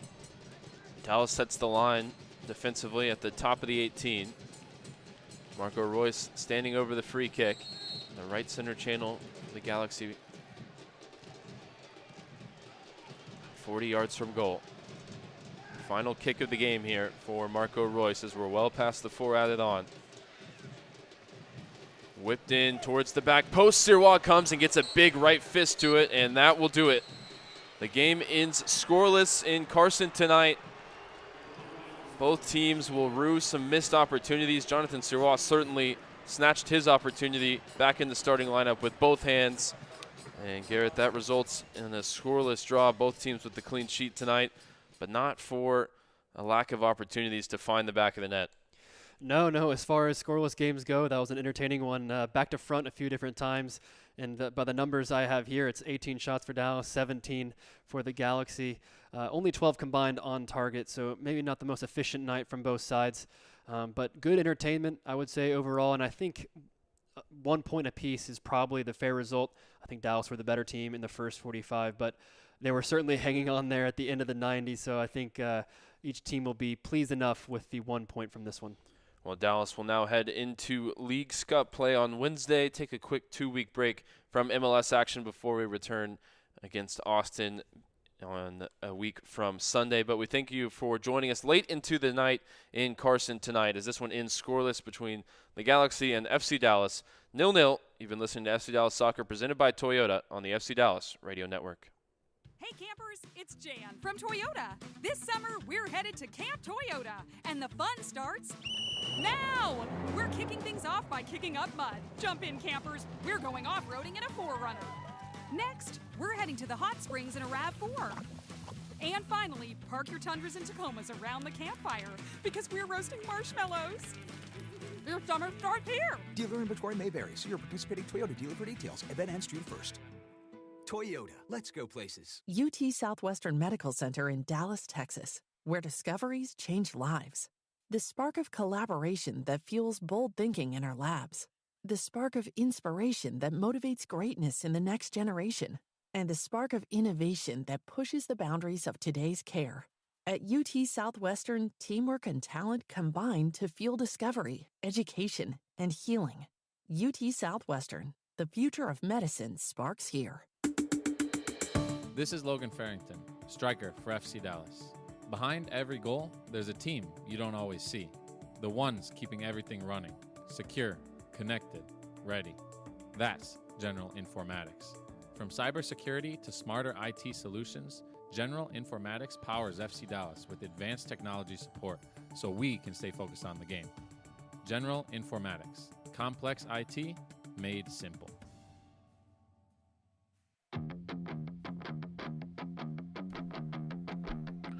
After 90-plus minutes at Dignity Health Sports Park, it's honors even between FC Dallas and LA Galaxy as they finish 0-0, as Dallas will continue to search for their first win in Carson, California since 2023. Hello, everybody. It is the FC Dallas postgame show brought to you tonight by your local Toyota dealer, Toyota. Let's go places. Also brought to you by UMB Bank. See how UMB can help you achieve your business goals. I'm your host, Sam Hale. I'll be joined in just a moment by the voices of tonight's contest, Ryan Figert and Garrett Melcer. But let's start with your post-game stats. And tonight, those are brought to you by UMB Bank. The Galaxy and Dallas pretty much draw even in possession, just a few percentage points off 50-50. Per the MLS stat pack, 19 shots for the Galaxy, 9 on those on target. 16 shots for FCD, 4 of those on target. Each team finishes with 6 corners on the evening. You had 9 saves tonight for Jonathan Sirois, 4 saves for JT Marcinkowski, 13 fouls for FC Dallas, 4 yellow cards. Those go to Patrickson, Kaique, Christian Kappas, and Nolan Norris. Meanwhile, 11 fouls, 2 yellow cards tonight for the LA Galaxy. And now let's bring in the voices of this one. It's Ryan Figert, it's Garrett Melcer, and it feels strange to comment on this one, mainly because it feels like Dallas controlled so much of the first half specifically. They end up with per MLS 16. We've seen as much as 18 with other stat packs. And you did it with Petter Musa and Logan Farrington, yet you don't come away with any goals. It just doesn't – the brain does not compute not scoring when you have that many shots and that quality of striker. Yeah, what I'll say with this game, I think, is if you're a data nerd and you look at the things like XG and you know all the opportunities that Dallas had, you run this simulation 1,000 times. Dallas wins a lot of those times. And just tonight, the ball didn't find its way past Marcinkowski, who I think was really good in moments coming out off his line. If he was even a half step slower to come out on a couple of different opportunities, Moose is going to find the net. And then Sirois at the other end was excellent as well. So goalkeepers certainly, were the stars tonight. But what I like to see overall from this Dallas performance was just, round pegs and round holes. And I think the alignment tactically going back to wing backs, supporting the midfield of Kappas and Kaique with Patrickson made sense. Farrington and Musa up front together gave you some potency going the other way. And it just came down to good performances from the goalkeepers and a lack of that clinical finishing edge in both boxes for both teams, who I think will come away from this thinking they should have had 3 points. Yeah, Garrett, I think as we look at potential man of the match, there's 2 people in Dallas colors that I think could share the hat tonight. And Ryan already brought up Jonathan Sirois. I think he's probably contender number one. 9 saves, keeps Dallas in the match the entire way. You can argue whether some of the saves were unspectacular, but he still made them. And we've seen a couple of games this year, specifically against the Galaxy earlier this year, where, hey, a couple of those saves aren't gimmies. Anytime you keep a clean sheet and you save almost 10 times, I think that demands some recognition on the part of Sirois. Recognition for sure. I think that's certainly his best game in a Dallas shirt. Not that there have been so many, but that was a really good, solid overall performance. And you mentioned the saves. I'm not sure if they're counting the last punch at the very end. The last kick of the game was that free kick from the Galaxy, and Sirois came out maybe almost like 13 yards out and punched in between a number of heads, but got the ball cleanly and cleared it out. It would have been, such a heartbreaker for Dallas to concede in that scenario, and Sirois was on the front foot to make sure that didn't happen. So kudos to him for a good overall performance, rewarded with the clean sheet, probably the man of the match. But I also want to shout out Nolan Norris. I thought that was one of his best games of his young career. Just some stats I'm looking at here: 18 defensive contributions, 2 of those are tackles, 15 of those are clearances, 10 of those clearances were headed clearances, 4 recoveries and 1 interception. And he also had 1 or 2 really, really nice passes overall. It was a big test for him, playing in the middle of the back three for the very first time. As a young player, that's a lot of responsibility to put on his shoulders, but I thought he really stepped up to the mark, and just a good performance overall. And we know his ability with the ball at his feet. We know his defensive instincts. They're very good. Tonight, I think we saw some of his communication ability as well. And if he continues to grow on that side of the game, then we've got a real deal center back on our hands for sure. Yeah, and Ryan, that's probably the other person. And honestly, it's probably my vote because, obviously, Sirois 9 saves, that's nothing to sneeze at in any way. But the continued growth of Nolan Norris, I feel like we've had this discussion a couple times on the postgame show because Nolan keeps forcing us to have it. But if this is an indicator of what his high end can be, not just playing center back, but playing that central center back, like Garrett mentioned, with all the complications that comes with it, we may be looking back on this specific game as this was the Nolan true breakout game. Yeah, I'll be interested to see if this was just a one-time thing, moving him into the middle and a specific response to what the Galaxy were going to offer up with Joseph Paintsel on the outside, or if this is something that sticks. I think there's every opportunity for him to continue to play in the middle of the back three with the level that he showed tonight. I think it gives Dallas an extra dimension. The one downside maybe is you take your only left footer away from the left side of the back three, which in terms of the overall balance of the team could sort of upset some of those passing patterns. So I think at the very least it's another card that they have in the deck that they can turn to change the game, because he showed no deficiencies defensively, no real struggles in the 1v1 battles. If anything, he was aerially dominant tonight, and I think that was something that we knew he had in his bag, but when you're playing on the outside of the back three, you're not called into action in that way quite as often. So he showed us that skill as well tonight, all across the back three. I think tonight, job well done, and that includes, of course, the goalkeeper behind them as well. Really, really solid defensive performance. Limited the Galaxy. They had 9 shots on target, but not a lot of those you feel like are high XG chances, and I think that bears out when you see that Dallas had almost twice as high of an XG on less shots on target. So that means that the defense and the back line in general is doing a good job of giving up shots, but giving up shots in areas where you expect your goalkeeper to make a save, and that all came together tonight for a good defensive performance. Yeah, doing some quick math, I think it's just right around. It's less than 0.1 XG per shot there, because they ended up with, per the MLS stat pack, 1.4, and they have 19 shots. So shot suppression definitely a key there. Garrett, I feel like a guy that could have maybe made a contention for this man of the match argument, but still had a pretty good game, minus a couple small mistakes, is Bernie Kamungo. He gets his first big run out after the injury, and I think we saw maybe more in the first half than the second half why he was so important to this FC Dallas squad, because he was everywhere up and down that left wing. Yeah, Bernard Kamungo is so important to this formation for Dallas specifically that when he was injured, Eric Will had to change the entire system. And that worked for a little while prior to the World Cup break, but coming out of the World Cup break, it was quite clear that this roster is built for a wing-back-based formation, 3-back, 5-back, whatever you want to call it. And that's because Bernard Kamungo is the only left wing-back in the squad, true left wing-back. We've seen some decent cameos from other guys, but you don't get the forward back dangerous on both ends type of player that Bernard Kamungo is when he plays well at that spot. And I thought he played really, really well in that position, especially in the first half. He was aggressive. He took people on. He was 1v1 going into 1v1s, which sometimes the nervous Bernard Kamungo doesn't do that. The confident one does, and he did that tonight. And the only thing lacking was maybe the final ball in terms of putting it in front of Musa instead of trying to cut it back in one or two scenarios. And then that one mistake at the end, which actually was almost punished by the Galaxy, where he just gave up the ball in his own back line area. But outside of that, one or two moments, an overall good performance from Kamungo in what was his first starts in a couple months. So I think he can build from here. Yeah, it was sort of a welcome back to the Bernard Kamungo experience for everybody as well, because he shows you so many good qualities, from a minute-to-minute basis throughout the game, and then bang, there's a lapse that very easily could have cost you the game, giving it up at the back. And, okay, now he beats, 2 or 3 guys on the dribble, and he's into the 18, and it's deer in headlights, and he can't find Musa, or he can't get the shot away. And some of those frustrations definitely were present tonight. And, hopefully as he knocks some of that rust off, continues to play himself into fitness and into form, he can just tighten those things up at both ends of the field. Because if you think about the game in terms of the middle third or from box to box, he was fantastic. Agreed. He just had the one mistake in the defensive third and a couple of loose moments in the attacking third where he could have been more clinical and punished. But I think you could say the same thing probably about Herman Johansson on the other side, where this was his best box-to-box game. He was, carrying the ball up large stretches, making himself available, always technically solid in the build-up.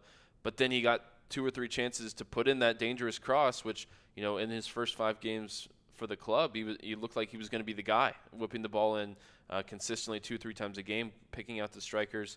And he had a couple in the first half that were, found Musa's head, but not in the way that he could really do much with.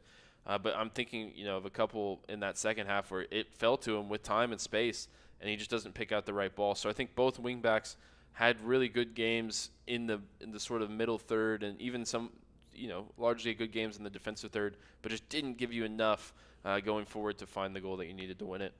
And, I think, bringing up Musa, obviously he played a lot more than we had expected coming into this one. He goes the distance, and specifically in that first half, he was the danger man. He was doing a lot, and you could see the frustration on his face as he went forward, because clearly he thought they had some good opportunities, and there were some times where I think he wanted balls that maybe he didn't get. And I think people may misconstrue that as like, oh, he's frustrated, his teammates are mad. No, the dude's just a competitor. Like, he wants to get those balls. He wants to score. Like, I think people that don't interact with Petar Musa, which, we fortunately get to when we see him around the building, he's a nice guy, but when he's on the pitch, that is the ultimate competitor right there, Garrett. And I hope that people don't misinterpret his body language and his actions tonight as, like, anger about, like, oh, I don't like this team. I want them to understand it's like, hey, I just want to win, and we're just not doing it yet. Yeah, he's just a super intense guy on the field. The good thing is it seems like he really understands that line of being intense on the field and expecting a lot of your teammates, but not targeting them. Yes. And certainly never taking it off the field, which I've never seen him once do. So I think we get the best of both worlds in terms of an ultra competitor on the field who can be the game breaker, and oftentimes is for Dallas, oftentimes is the guy who wins the game for them, and expects a lot of teammates and makes everyone around him better, but also not the guy who's going to go into the locker room and act like he's better than everyone. And try and bring people down in that way. So yeah, I want to look not at Musa. I want to look at his strike partners tonight, because I think that is really where the game could have been won. I think Logan Farrington was poor tonight. He wasn't technically secure. He didn't create danger. He didn't link with Musa very well. He had one chance where Musa, is similar to what we saw in the early weeks of the season, dropped a great ball over the top. First touch, Farrington rears his head again. Perfect first touch. And then good sliding tackle. Maybe he could have got the shot away quicker. That was his best opportunity.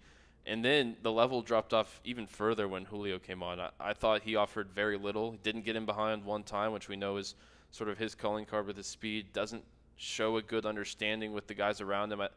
At this point, I'm frustrated to see Sam Sarver as a DNP for 2 straight games where you don't score and you know the energy he can bring off the bench. Maybe this was, Eric Quill giving Anderson Julio the opportunity coming back from injury as the more senior guy, but we've seen what Sarver can do coming off the bench, and it feels like a missed opportunity for him not to see the field in 2 straight games where you don't score. This formation hasn't helped or worked for Anderson Julio since going back to last season. He was maybe Dallas' best player for the first month or so of 2025 and scored a really important goal on opening day. And that's when Dallas was playing a 4-2-3-1, and he was kind of the traditional wide forward winger, whatever you want to call it. But then, got a long-term injury, then came back, and we were in a different formation, one that doesn't have traditional wingers, and he has not shown the ability to play that off striker that Sam Sarver has, that Logan Farrington has, that a number of players have. Actually, Patterson Delgado's done it to a decent level as well. And we just haven't seen that from Anderson Julio yet. And I do wonder if Sam Sarver just, at this point, offers that same verticality threat that Anderson Julio does, but also brings a lot more in terms of runs off the ball and build up with his teammates. And I'm curious, Ryan, you bring up kind of an interesting idea here, and I want to kind of kick it around the room a little bit. The playing Julio back into fitness. Obviously, you're trying. If as a coach, you're trying to use all the tools at your disposal. You want everyone to be involved. We've heard Eric Quill talk about how important squad rotation and playing time is to keep everyone invested. But we have just turned to August in an MLS calendar that currently runs through late October, early November. And I know there's only been about 17, 18 games, but that's over half the season at this point for Dallas. I'm in the position that Dallas is in, which is looking for a playoff berth, looking to advance in the standings. Are we past the point where a coach can really kind of gamble on those things and needs to kind of, to borrow an NBA term, almost shorten the bench a little bit and go with the guys that he knows that can produce? Yeah, that's interesting. I don't think that the analogy or the reference to shortening the bench can really work because of the fixture congestion. Right. Like, you just can't afford to use 14 guys the rest of the way. It won't work. You'll run guys into the ground. You'll pick up injuries. It just won't work. So I sort of understand why he's giving opportunities to players, even if they aren't back into form and fitness like an Anderson Julio, because they're going to need them. Look, they've got Wednesday, Saturday, Wednesday, Sunday, continue. That pattern continues in terms of the schedule. And I think it'll be really telling to see how he uses the squad in Leagues Cup. Where does the club place their emphasis? Where do they put their chips in? Whether it's continuing to push for the higher spots in the standings in MLS play, or do they really go for it in Leagues Cup? And what is a very difficult schedule with the one game in Mansfield on Wednesday, but then Chivas away in San Jose, Toluca away in Mexico. I mean, that is a demanding schedule, and maybe you have to make decisions, understanding how difficult it would be to advance. Not just because those are 3 difficult games, but this, if you're not familiar with Leagues Cup, it's not a traditional group stage where you just have to win your group. You have to be in the top 4 of all the MLS teams competing to even advance. The odds are not great. Teams went out with 7 points in last year's edition of the tournament. So that all of that can be factored into how they choose to use the squad, and I'm just interested to see who's in the starting lineup in Mansfield on Wednesday and Saturday and Wednesday after that. Do they prioritize being fresh and fit for Austin a week from Sunday? I mean, that's kind of where I would be. Maybe you throw everything at that Wednesday game, and if you get a big win, you try and ride that momentum. But I think this team needs points in MLS play desperately, and despite a good performance tonight, they didn't get the 3 points they're looking for. And that 4th place in the standings where they sat at the World Cup break is slipping week on week. Yeah, and one thing we do need to note for that Austin game, it does appear that Nolan Norris will be suspended for that one, as I couldn't find any evidence that MLS suspensions carry over to Leagues Cup. Which I got confirmation that is correct. Okay, very good, because that would be kind of silly if we're all being honest. I would rather have Nolan in Austin for that game, so it would benefit Dallas, but that would be just kind of a little bonkers town if that was the case. Congratulations tonight, even though he probably won't remember much of this game positively on the results side, but Clay Holstad makes his MLS debut. The loanee from Rhode Island FC comes in as one of the last substitutions, replacing Christian Kappas. Garrett, I don't think he really got much time to show much of anything. His first touch maybe was not one he'll remember, but at the very least, we got a little bit of a glimpse of him, and I bet Leagues Cup we see maybe a little bit more from the 28-year-old. Yeah, all he was really asked to do once coming on was defend set pieces and close down Galaxy players looking across the ball, and I thought he did both fairly admirably. I'm sure we'll see a lot more of him, especially when the Leagues Cup comes. I think that's a great opportunity to bet him into this team during a competition like that. I'm curious to see more. He's got a great personality, and he seems like he fits in the locker room in terms of his style of presenting himself. He seems like a Quill guy. He certainly knew him from back in the day. So and also absolutely a position of need, right? At one point, the 3 starting midfielders all had yellow cards, and you looked at the bench, and it was Caleb Swan who had the most experience, and that's like 3 sub appearances maybe. Yeah. And Clay Holstead, who got his first MLS appearance tonight. So it's not a deep bench in terms of central midfielders, and a couple of them are now on yellow cards. So it's good that we got another guy in for sure.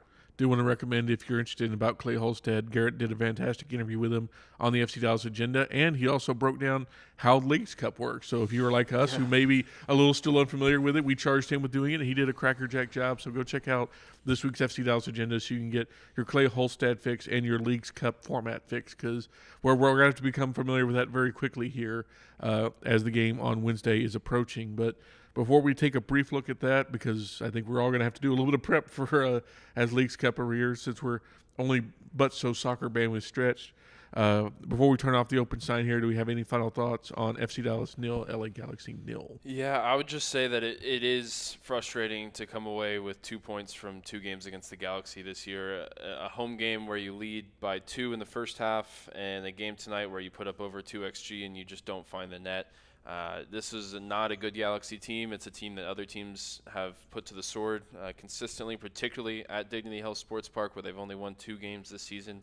It's frustrating to come away with just a point tonight, and it feels to me like another game where the team and the concept and everything made sense. It worked well. You created chances, but you just missed one more guy. And we know this team has the ability to add, whether it's a DP or a U22, one of those high value roster spots, add quality to this team. It felt like, just on the precipice of 3 points away. And, when you look back at the end of the season and it's 4th or 5th or it's 8th or 9th, like these things will really matter. And I think the longer the team goes on, I just continue to feel like they need help and they need quality to win these games that are on a knife's edge. Well, as we will see what Dallas quality produces on Wednesday, because MLS play is over for about the next, give or take 15 days for Dallas right now, as they will enter Leagues Cup, and there's one game being played here in Texas as of right now. That'll be Wednesday night at 7:30. It's going to be at Mansfield Stadium.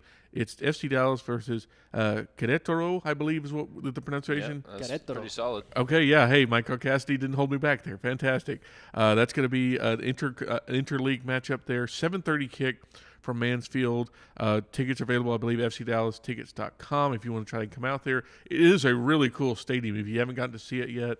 It's a very intimate venue. It kind of feels, dare I say, small English league where you've got, there's no bad seats available to you. You can see everything. We were there for the Orlando friendly. It looked really cool. So if you're trying to come out, it's a great opportunity to see some soccer. It really is. And there's a train that goes by There about is. twice during the game. So you get a real train horn. You get to watch it go if the game isn't so interesting.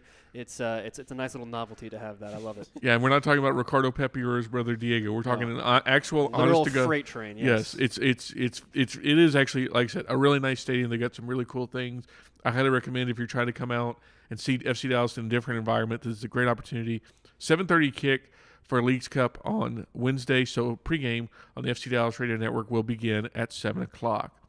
But that's going to do it for tonight's postgame show. FC Dallas and LA Galaxy finish 0-0 tonight out on the West Coast. You have been listening to FC Dallas Soccer, presented by Toyota on the FC Dallas Radio Network. The preceding broadcast has been a presentation of the FC Dallas Radio Network. You push your body hard in the name of fitness. Sure, it's for a good cause. But a good cause shouldn't mean sacrificing a good time. Michelob Ultra, superior light beer. Enjoy responsibly. AB Michelob Ultra Light Beer, St. Louis, Missouri. Want to hear something incredible? The treatments are over, the infusions are done. Now you can get back to all the kid fun. We'll miss you lots, but you'll be happy to know chemo is over.